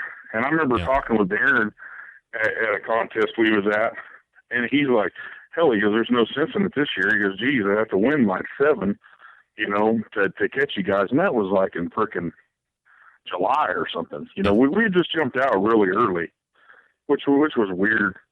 And we're probably lucky Darren didn't, because he could have probably still kicked our ass. But Darren has said on. I think I had asked him earlier in the year when he was on this show, when he was putting a good string together, and it was, I guess, what some would consider a 3-horse race. But early in the year, he said, "Hey, team of the year ain't me. If we happen to win it, because we did, but here's our cutoff date." And, if I win it, I'm fine, but I ain't chasing it like he did, 2 or 3 or 4 years ago, whatever he did with Steve Farron and Rod Gray when Rod ended up winning that year, which was a great year. But it was you and Dave. Done it, that's one thing. I guess I had never done it, and it was important to me to try it one time. That's what I've told all my friends. I said, I'm going to do it once. If it works, great. If it don't, I'm probably not going to try it again. And right now, sitting here right now, I've told everybody all winter I don't want to do it. Wait. I would love to do it. Don't say anything about that yet. We're not there yet. We have plenty of questions to talk about what we're going to be doing this season. So hold on a second. We got a lot of shit to get through here, man. Darren's been there, done that. The guy's cooked. Jesus, he's cooked a lot of contests. I think he told me earlier this year he did 42 one year. We did 39, 38 or 9 this year, and I thought that was insane. So, I can imagine adding 4 more. I freaking started in January. We did 1 in January, and, I couldn't imagine crimping that down to do 42. That'd be nuts.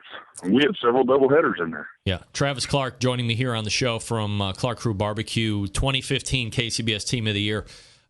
Travis, the gauntlet of October, November comes through and kind of goes. These are the biggest events of the year. The pitmasters want to win, regardless of if it's a team of the year run or just to kind of notch it up as a pitmaster during their career.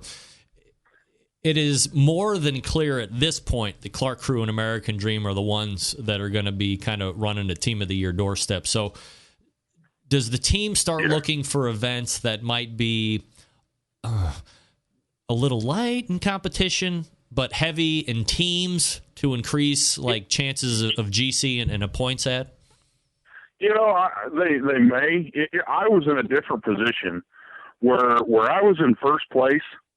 I didn't have to win another contest. I needed to try and stop Qualls from winning another contest. And it was we're friends. So, it was a deal. He knew what I was trying to do and what he was trying to do. We're both going after the same goal. For him, it's smart to cook the contest that he felt he had the best odds against. He could basically pick where to cook. And I felt my best chance was to go cook the same contest he was at. Yep. Because my head-to-head record, I think me and him cooked head-to-head 20 or 21 times, and I'd won 15, and he had won 6. So I felt that my odds were really damn good going against him, and he is smart enough numbers-wise to know what works, what his best odds are, and it's what he does for a living. So, basically, Dave got to depict the last October on, for the most part, where we were going. It was literally he'd go to a contest, and I'd try to figure out which one he was going to, and that's where I'd try to be. So, in regards to teams picking, let's call it light competition, but heavy in teams, to you, is that kind of a dick move, or is that smart gamesmanship? And let me give you an example, I guess, specifically of that. We saw Dave run out to Southern Ohio to do a contest and I think they ended up RGCing. But if they win that, it probably betters their points. There was a lot of teams there. Oh, yeah. Now, best teams in the KCBS, they're not in the Buckeye State. Sorry, Ohio. It's the truth. I live here. So doing an event here in Ohio is probably less competitive than you're going to get in Kansas or Oklahoma or even Georgia for that matter. So look, if it were me, that's how I would do it. I would plan out my whole schedule by any means necessary, lighten competition. If I'm winning team of the year, I would do the exact opposite that you did, Trev. I would stay away from Butcher. I would stay away from Donnie Teal and everybody else and get big competition teams, but like light in the thing. So, I mean, you're still... I guess my thing, I got a lot of friends that have been there and done it, and I hear people talk, I can't believe they did this. Can't believe people did that. You remember the year so-and-so did it and they ran from them. I wanted to do it where nobody in the country could say I ran from anybody. But if it's your money... That was important to me. Trev, if it's your money, what does it matter what anybody else... Nobody's helping you fund this or what... There's no anybody that knows me knows that it ain't the money. I want to win. I want to be the best, and I can't say I'm the best if I don't cook against the best. All right. And that's just me. It ain't the money. I mean, you damn sure don't want to get in this for the money. That's what I got my real job for. I want to cook against the best, and I had a hell of a lot of guys. I mean, young guys, old guys, guys that have won team of the year. I've had a bunch of them. I mean, I can't even count how many told me, so you did it right. And to me, that means a shitload to me. That means more than the damn ring we're going to go get here in a week is. Hearing it from guys like Trick telling me, you did it like nobody's done it in a while. I mean, to me, that's cool. That holds value with you. Yeah. Yeah. All right. Yeah. Can you wait? That's one of those ones. I'm that guy that'll give you your $1,000 in prize money back if you give me a $200 trophy. Travis, you're the guy that's going to fight in a bar. I'm the guy that's finding the open door in the back and running out of it. All right, that's the difference between me and you. Yeah, all right. I'm that guy. So, can I hold you over for another segment? Oh yeah. All right, stand by. We're talking with Travis Clark from Clark Crew BBQ. Wow, this conversation is going about 1,000 times better than I thought it would as well.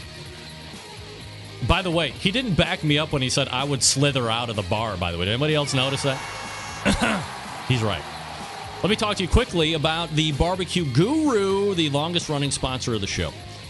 Look, folks, if you're not familiar with how these little beauties work, I don't get into the minutia, but imagine a product, folks. If you set this pit temperature with this product, there it is. You don't have to worry about it anymore. Maybe you're a busy working professional like me. Travis is a busy working professional. Perhaps you're constantly on the run with kids. You're doing errands, and quite frankly, you just don't have that time to set around and set and hold pit temperatures. I get it, and I'm right there with you. The Guru allows you to throw on a pork butt or a brisket, a couple slabs of ribs. You're off to do whatever it is you need to get done. And it maintains that pit temperature you set it at. You got the CyberQ Wi-Fi. You have the Party Q. Runs on AA batteries. It can go from cooker to cooker to cooker. Easiest point of entry in the market right now for automatic peak temperature control devices is the Party Q. $149. Come on, $10 more for the ceramics because it's got a little adapter there at the bottom damper. In the market for a cooker, how about the Onyx oven? It's been winning on the competition circuit and in backyards for years now. Fully insulated, holds a lot of meat, accommodates the half and full pans for food service. You know it's going to work seamlessly with the BBQ Guru pit temperature control devices. Do yourself a favor. Head on over to thebbqguru.com. Check out their products. If you have any questions about what to order, call them directly, 800-288-GURU. They will make sure you're outfitted with exactly what you need to get you up and running right out of the box. Don't guess. If you go to the website and you're not sure, don't guess. Call them. Ask the pros. They'll get you set up. They'll do it right. thebbqguru.com. The BBQ Guru continues to be a breakthrough in barbecue technology. All right, I'm letting everybody know right now, especially Kevin Bevington of Outdoor Cooking Channel. We're probably going to go overtime tonight. Okay, I'm saying it right now. Preemptive strike is taking place. There's a good chance we're going over tonight, but I'm not stopping, and I don't care. I'm a bull in a china shop, you bitches. And Travis Clark is here to back me up. We're back with him right after this. Stick around. We'll be right back.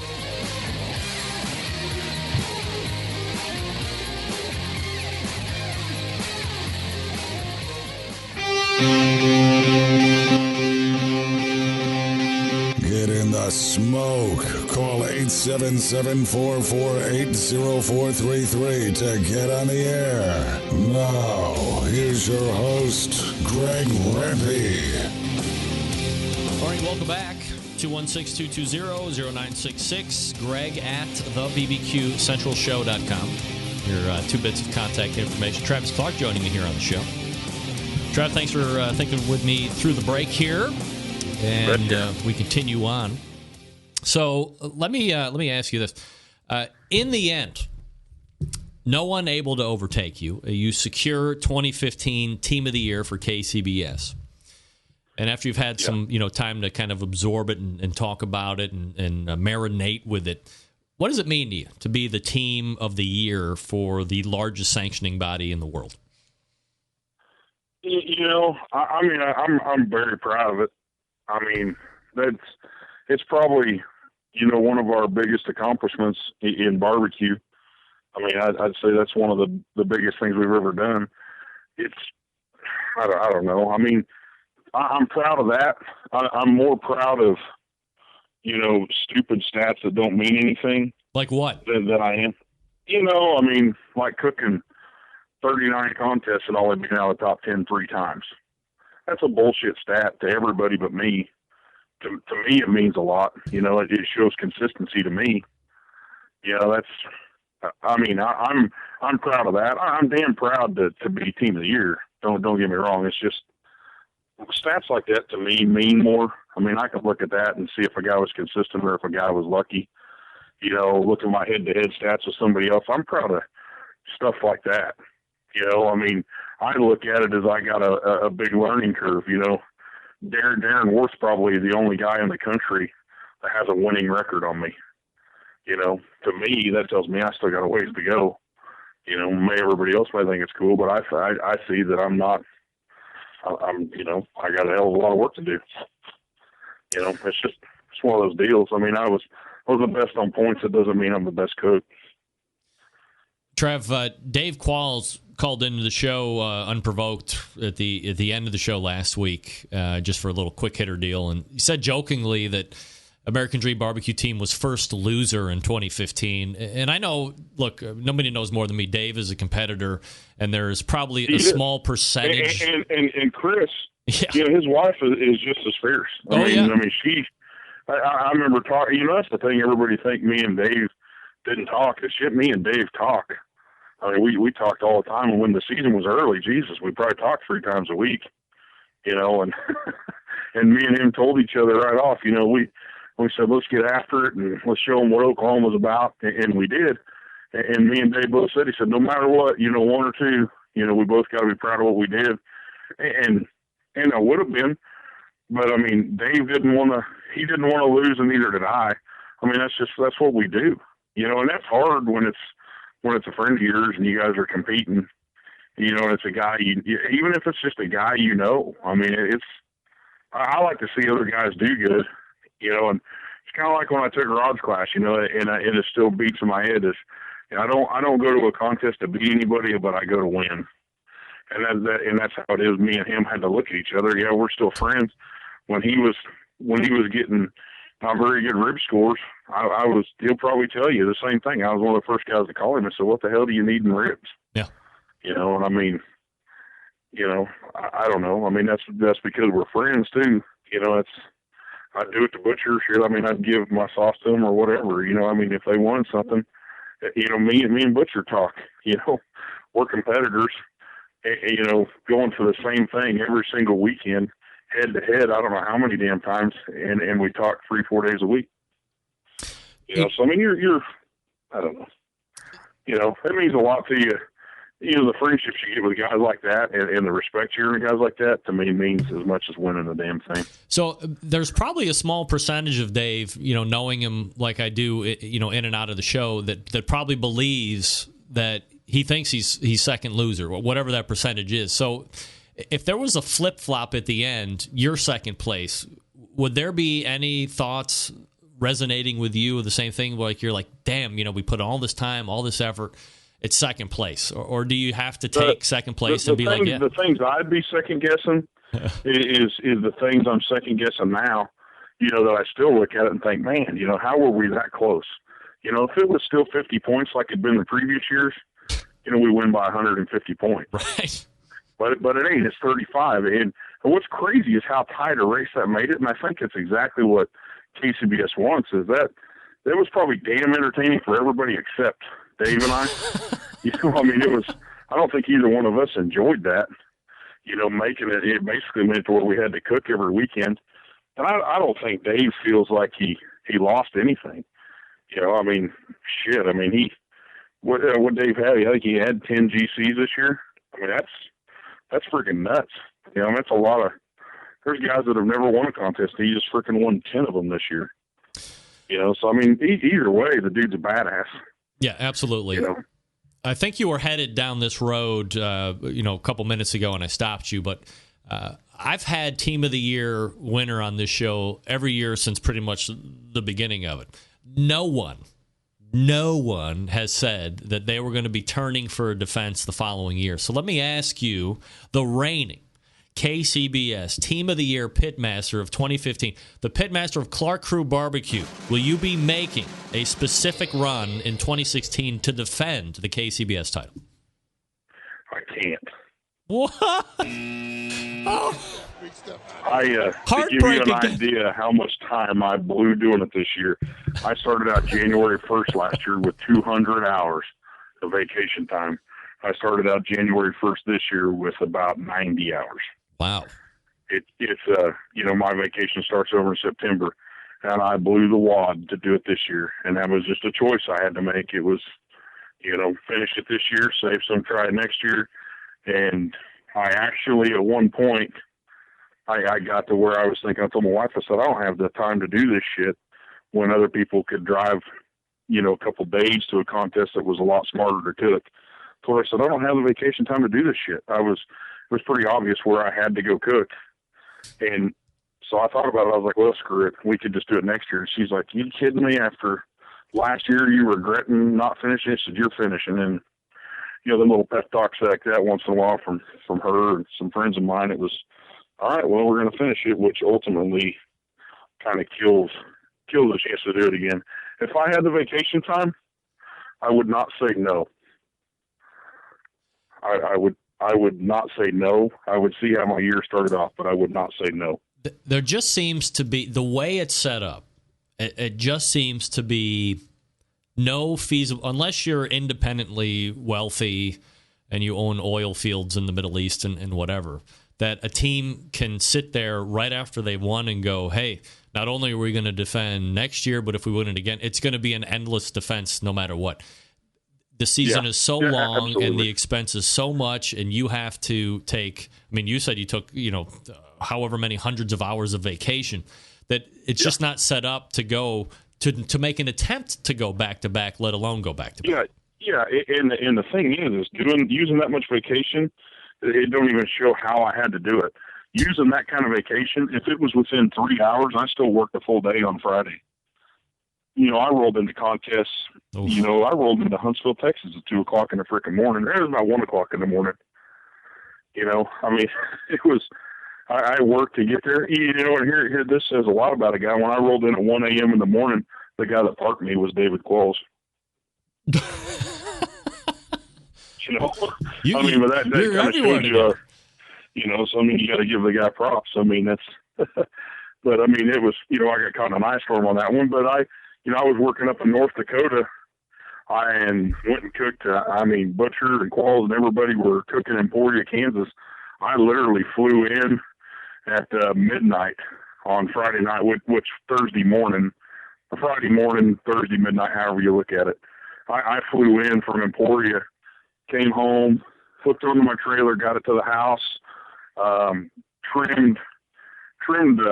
trimming chicken and made sauces and injections, slept for a few hours, loaded up, went to the contest. I had to go to a meeting that morning at work, because then I went to the contest, pulled in that late afternoon, and ended up picking a contest. And I was just a couple spots down from Dave, and he's like, what the hell are you doing? And I was like, dude, I got to.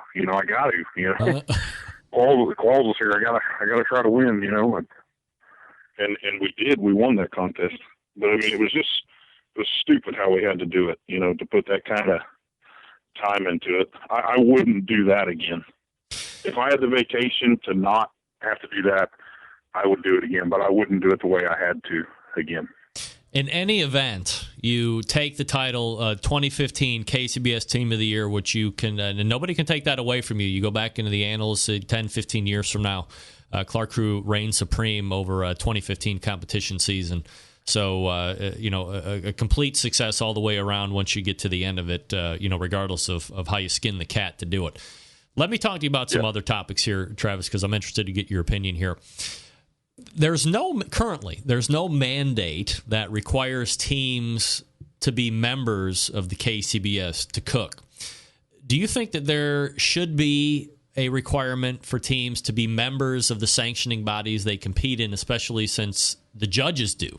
And this might also build in kind of a more accurate way to see what teams compete year over year and how either growth or contraction takes place as a metric.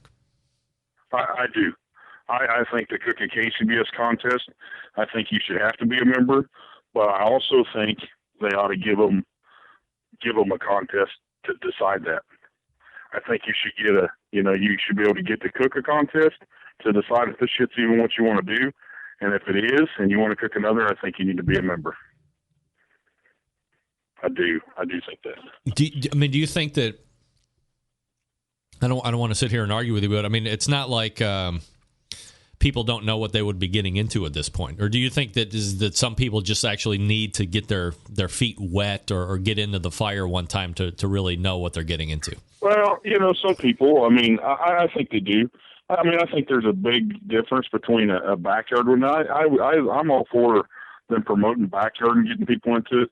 And for that, I don't think they should have to be a member to do backyard or anything like that, even if it's judged by it. But I think if they're wanting to cook in the pro side against guys like this, and we pay our dues to do it, why shouldn't everybody? Travis Clark joining me here on the show, pitmaster of Clark Crew BBQ Team 2015 Team of the Year, by the way, for KCBS. Another item that I want to talk to you about, expensive barbecue. I mean, who knows better than this than you, right? I've been asking pitmasters this the past few weeks and would love your take on it as well, Trev. Is there a feeling around the circuit that, whether it's people coming up to you or just a feeling that you're getting, that teams need to have the high-end pits and use all the specialty meats in order to give themselves a chance at success in a contest? And it's natural to want to imitate what's winning. But my concern is that, while there's some teams out there that have the ability to spend endlessly and get what they want because they're bringing it in, right? It's money coming in and they have it and they can spend it. There's a bigger percentage of teams out there that are keeping up with the Joneses and aren't, and they're spending college accounts or taking out second mortgages on houses or whatever and maxing out credit cards to get what the other teams are having. What do you see out there? I think it has got silly how much money people spend. Right. I mean, I've been next to guys that have cooked 4 Snake River Farms briskets at a contest. And to me, that's freaking insane. You see them cooking 8 to 10 racks of ribs. You see them doing that. That to me, that's insane. But, I mean, if that's what they got to do and they think that's what it makes them win, who am I to tell them no? I would never do it. There's no way. I generally always cook 1 brisket, 3 pork butts, 4 racks of ribs, 4 ounce 12 pieces of chicken, maybe more. I think it has gotten to where people think, they got to have more. And, I've had guys, tell me, cook 1 brisket and focus on it and cook it right. And you can't tell me that you cooking 4 briskets, you can nail all 4 of those. It ain't going to happen. You're going to overshoot 1 and under. So, I mean, I think there's people that blow a lot of money. But on the other aspect of it, I think I've spent a ton of money where people probably think it's dumb. And in the fact that I knew what I wanted to do this year. I knew I was going to put on a lot of miles. I bought a new truck. I bought a new trailer. I got a new Jambo. I mean, I got a lot of shit that, there's $100,000. So who am I to tell them they're wrong for buying 4 briskets when I spent a fortune on that? To me, what I did was an investment, that I felt made it easier for me. And if they think, spending that kind of dough on that much meat at a contest is something for them, let them have at it. But, me and Sterling Ball have had this talk many a time of how competition barbecue has gotten damn expensive. And, he'll tell you he thinks Wagyu brisket is one of the things that have done that. And because of brisket's $200. And I agree. If KCBS came in and said, hey, everybody, it's choice brisket. That's what you have to cook. We'd all cook it. We'd all save a hell of a lot of money. But as long as that meat's a choice, I want to cook the best I can get. To me, that's the minute. If you're telling me, it's $100 more for a brisket, to me, I'll do it every freaking weekend because I want the best advantage I can, leaving my house. Pork butts the same thing. I want to, if I open up a package of pork butts, Butcher had a picture of today. I don't know if you've seen them. Oh, I saw it. Yeah, I saw it. Yeah, shit, my ass would have been to the store so fast and bought another pack of butts. I wouldn't even think about it because my wife would be the one to tell you, I'm so freaking OCD. If I sit there and second guess myself for 1 second that I should have left that pork butt at the house, I will think about it the whole freaking weekend. After turn-ins, I'll still be thinking it. So, to me, if I get something and I don't think it's there, and I've trimmed out some briskets that I had cuts, and I've trimmed out pork butts that I had, but if I have something and I'm even second-guessing in my head that, now you can do better than that, I won't even think twice about it to put it in the freezer and go get something else. Do you think, Trav, that the growth or the popularity of the Wagyu briskets has now become commonplace with the judges? So even if you are a competitor that you don't want to, that it now has become almost so mainstream that you feel you're putting yourself at a disadvantage if you're not putting it out there for the judges to taste? I don't believe that. Not yet? I do not believe that. Not yet, or you don't think it's going to happen? I've had guys choice briskets. I've cooked them, and I've cooked prime briskets that are freaking amazing. And I think a guy can take a prime brisket and cook it just as good.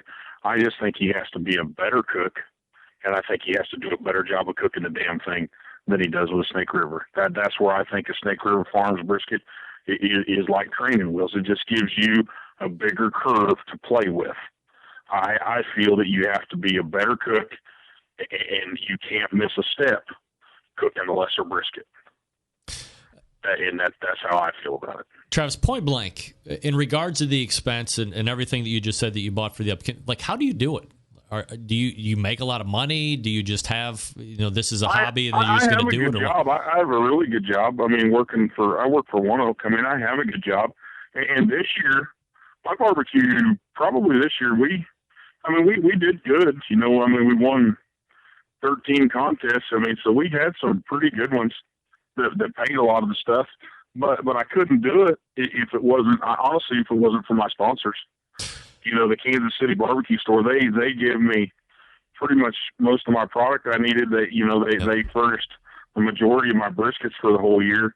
That's huge. Jeff and Dan, those guys, that's huge. Honestly, I would have still done the same thing I did this year, but I would have used a hell of a lot more of my own money. And that was huge for them to do that.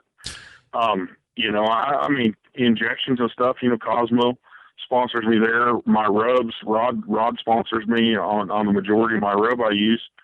I have a lot of support, on stuff like that. It's just it's that entry fee and it's that fuel that adds up. And that's the sponsor everybody wants, is somebody with some dough to help with that. And that's what I had to cover. And the majority of the time our contest did. Which I was very fortunate for that, and that don't happen very often.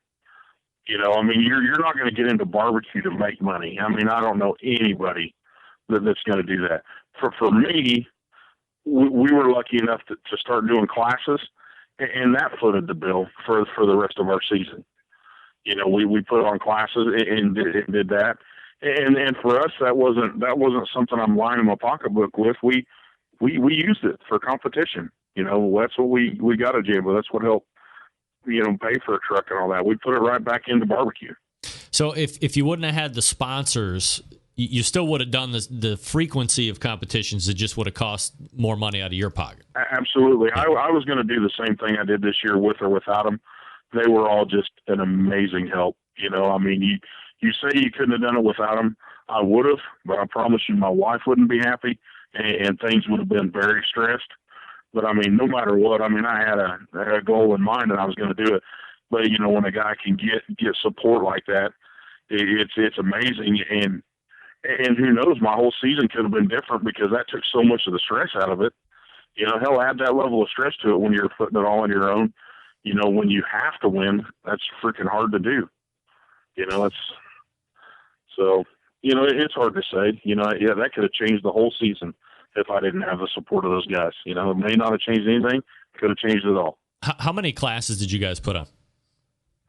We did one in November. We got one in January. We got one in February, and I just released one today for in April. And that's probably going to be. It's probably going to be it. I had several people that wanted in on the February one, and I got a lot in at one time, and it kind of started to fill up really fast, and I actually got a few too many in it, and we got another class, and a couple people transferred over into that one, and so we're going to do that April one, and then I think that'll be. I mean, that really didn't have a lot of other times. That's when I wanted to compete. We're talking about doing one up in Chicago at a Cabela's up there. I'm not sure of a date on that one yet, but yeah, they're really good. We give away a lot of seats for our classes. You know, I gave one to a soldier at Fort Riley, you know, that Wounded Warrior that cooked up there. I gave one to Jim Berg and them for their raffle. They do one for Campus Wilkerson. We give them away to guys that can help them raise money. You know, so. You know, it's not necessarily important to me on making a lot of money. If you can, it's crazy how a seat to a class can help them raise a bunch of money. So that's pretty cool to do. You said you gave some classes last year, like during 2015, you were able to do some classes? We did. We did a November class. We did one. Oh, just one. Last November. And that was a very crappy feeling doing that. I mean, I had a very uneasy feeling in my stomach doing that. That was when we were getting down to the race, and that weekend, you know, there was the contest down in Georgia, and Dave went down to it. And I mean, you're trying to teach a class, but all you're thinking is, God dang, why didn't somebody text me some results or something? You know, it was just, you know, you're sitting there thinking about the whole time. And if I was in a points race, and if I had any idea that it was going to be the kind of race it was, I'd have never booked that class. But once you did, you're committed to it. You had to do it. But it was when it's down to the wire where every single contest mattered. You know, that was the week before my last contest. You know, we did that class and then turned around and went down to Knoxville that very last weekend, and we won that contest, and that closed it out where he couldn't catch us. But when you're there and you're not at a contest, that's a very uneasy feeling. Travis Clark joining me here on the show from Clark Crew BBQ Team, recapping 2015's KCBS Team of the Year win. Travis, in regards to fiscal year last year, what were your gross winnings for 2015? You know, I don't even know. You don't know? I don't know. I'd have to look and put in. It was a lot. I mean, for what we did. I mean, last year was pretty good. I'd have to. I don't even know. It was. I don't know. I haven't figured up all my all my stuff yet. I have a method to the madness. I was trying to paint a picture for people because you were saying if you get into barbecue, you know, you don't get into to make money. So I'm trying to illustrate. Here are your winnings, X amount. What were your expenses? What were your expenses for 2015? Oh, I don't know. If I did tell you, I wouldn't. If I did know, I probably wouldn't tell you for fear my wife would actually listen in. So here's the question. It was a lot. You know, as much as we won, yes, and as much as we did, I'm sure we probably still, you know, if you figure in my truck payment and stuff like that, yeah. I didn't make no money. So I didn't make no. In the end, that's the question. You see the big winning, but the only thing that put us into making money would have been my classes. Well, that's the other thing. right? Is the class. So like what do you net out of a class? What you could, I guess, $600 a seat, and if you have 30 people, what's that, $18,000? But we gave away seats in every class, so that's not that much. And then but you have expenses to put on the class. You got to run a place, or you got to get your shit, and you got to get all the meat. I had to rent a place. There's a couple grand to rent a place. I spent $1,000. Our class, we do it a little different. We don't do a cheap meal. We cook friggin' ribeyes for the meal. Oh. There's $1,000 in steaks. I mean, if we're gonna do it, we're gonna do it top notch. I mean, I'm not gonna do it. It's just so. If we subtract the class out, you're probably in the red, even winning team of the year, more or less. Yeah. Okay. So then tack on the class. So maybe you're in the black. Yeah. Do you think that and that's the kicker with the in the black? It let me get a new truck. It let me get a new trailer, and let me order a new Jimbo, and that's the things. I mean, it's like a business. It's cash flow. Yeah, I'm investing. I feel like I'm investing in what I'm going to do again this year and next year. So it's you're taking that money in the black, and you're just dumping it right back into what you're doing. It's not going into a bank account. We didn't take a cruise. It's all pretty much goes right back into barbecue. And, I got a new Jimbo I'm going to go get next week. I'm going to turn right around and get one of Jamie's new ones. Those J3s and J5s, he's redoing like the noses on them where they're rounded now. I mean, they look badass. I'll be getting me one of those real quickly too. Do you think cooking classes are getting a little overplayed, or do you think that people are wise enough to weed out who won last week for the very first time ever and is now giving a class versus taking a class like you or Rod Gray or somebody else that has been winning? If I was going to take a class, I would never take one from a guy that won one. I would never, ever do that. Me, I'll tell you right now, I'm going to take Tuffy Stone's class this weekend, leaving Thursday. Let me ask you something. Hold on a second. Yeah. Why? That it's not. I like don't care who you are. I like Tuffy. If you can't go to a contest or go to a class and learn something, you failed yourself. I mean, Tuffy's so freaking smart. I'm not going for his recipes. I got my own recipes. I promise you, I'm going to watch Tuffy do something that's going to give me an edge. But if you're winning KCBS Team of the Year, Tuffy should be taking your class, right? Yeah, but it didn't matter. I mean, hell, I can look at it. He beat me at the Jack. I was fifth. He won it. If I can go take his class, I would pay $1,000 to walk out of that class with one thing. I don't know what that one thing might be, but if I sit there, I promise you, I'm going to see him do something that I'm going to go, holy shit. It may be the way he trims something, the way he finishes something. I'm not going for his recipes. I'm not going to know how to cook. I can cook. I cook as good as anybody. But there's going to be something in that class I will learn, and I'd have paid $2,000 to learn that one thing that I'm going to learn. I'll promise you I'm going to learn it. And if Tuffy came to my class, he would tell you the exact same thing. I mean, I had guys, very experienced cooks of mine, and they're like, holy shit, I've seen you do this, sir. Where the hell did you get that? That's the thing that I'm going to learn from somebody else. Everybody in this country, I could go take Donnie Bray's class. I'm going to walk away from that. There's going to be something. But, I also think it's very important to take a class from somebody that cooks. If you're new, like to me, I wanted to cook on a Jambo. So to me, you think a Jambo class at the time, that's Rod Gray. I cook on the pit he is. I mean, I literally, when I started out, I was looking at a freaking notebook. Rod puts his ribs on at 8 o'clock, and it's here it is. This is what he does. And I followed it by a notebook because I didn't know how to cook. And I started winning. So, I mean, and I took crazy amounts of notes. The thing that drove me crazy was people sitting in my class and you see them get 5 pages of notes, and the next guy next to him has 40 pages of notes. I'm thinking, how did you only take 5 pages of notes? I mean, I gave up tons and tons. Everything I did starting the year to what I did finishing the year, they walked out of there with 3 different recipes from last year. And I told them, this is what I started out. I switched to this, and this is what I ended up doing. And it's crazy, but some people, once again, who am I to judge? Maybe they were there for one thing, to see how I manage my fire. You know, there was something they were there to do. Travis, would you like to see a more condensed barbecue season? Oh, hell yeah. Yeah. Like, ideally, what would you like to see? Yeah, you know, we talked about this out of Kingdom Smoker with Sterling and them.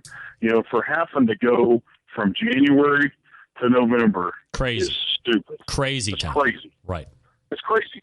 But if the thing is, like me and Dave were both in that. If Dave is willing to do it, I have to be willing to match and do the same thing, or whoever that would be. If one guy's willing to do it, the other guy has to be willing to do the same thing, or it's over. You know, and if the points thing was higher, it would have been over a long time ago. But, you know, hell, who knows? There's so many factors into that. I mean, I think it's silly that it goes so many. You know, I don't know.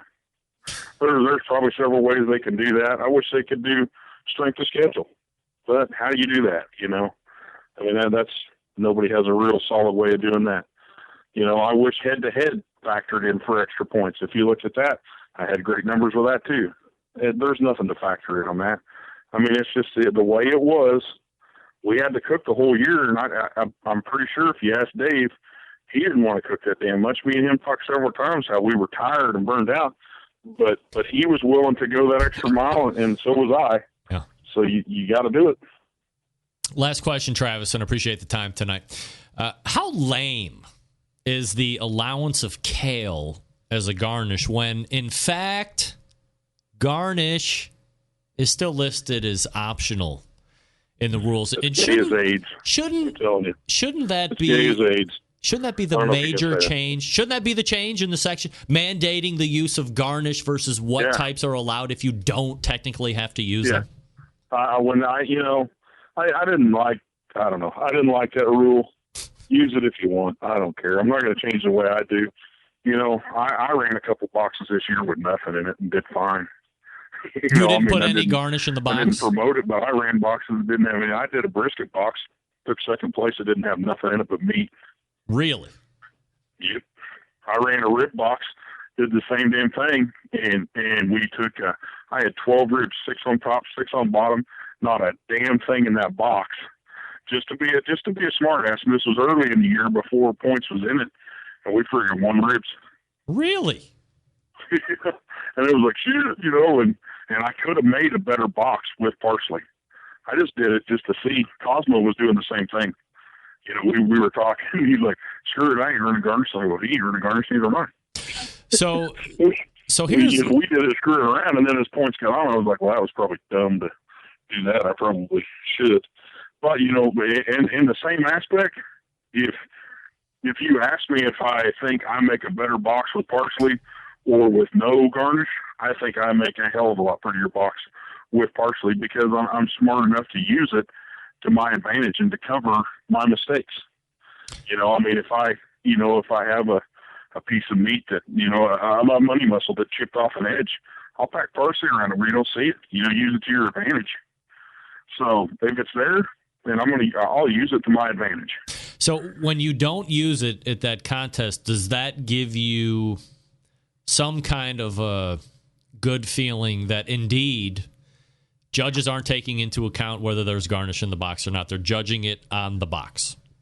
Yeah. On the other aspect, the 2 of the boxes that I ran no garnish on, I did it in Texas. And that's because I sit there and thought, you know, it's freaking Texas. Of course, it's they're used to IBCA. And I'll tell you, I didn't run any garnish in my brisket box in Lubbock, Texas. I was either first or second. I think I was second in brisket down there. I didn't have no garnish in it, and I made my mind up in the cooks meeting. We were sitting there in the damn cooks meeting, and you got the reps up there rattling off freaking IBCA rules. He's sitting there going, hey, we got this. And I was going, whoa, it's KCBS, you know.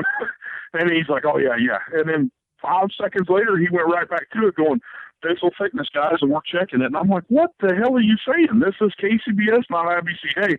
But right then and there, it told me, no freaking way am I running garnish in that box. And I didn't. Right. I ran no garnish. It was like second brisket. Travis Clark is the newly crowned KCBS Team of the Year. He will be wearing that crown all year. Well-deserved. A huge race and a gauntlet that he's gone through to reign supreme. And as you look back through time, as years pass, 2015 shows Clark Crew BBQ Team atop everybody else on KCBS, and it couldn't happen to a better guy. Trav, really appreciate the time tonight, man. Thanks so much for coming on. All right. Thank you, Greg. You got it. There he is. Travis Clark putting in work on the show tonight. Holy crap. He was crazy. All right. I told you we were going to go long. And we did. Kevin, thank you. Hey, all the way back in the first hour, we talked with Ray Lampe.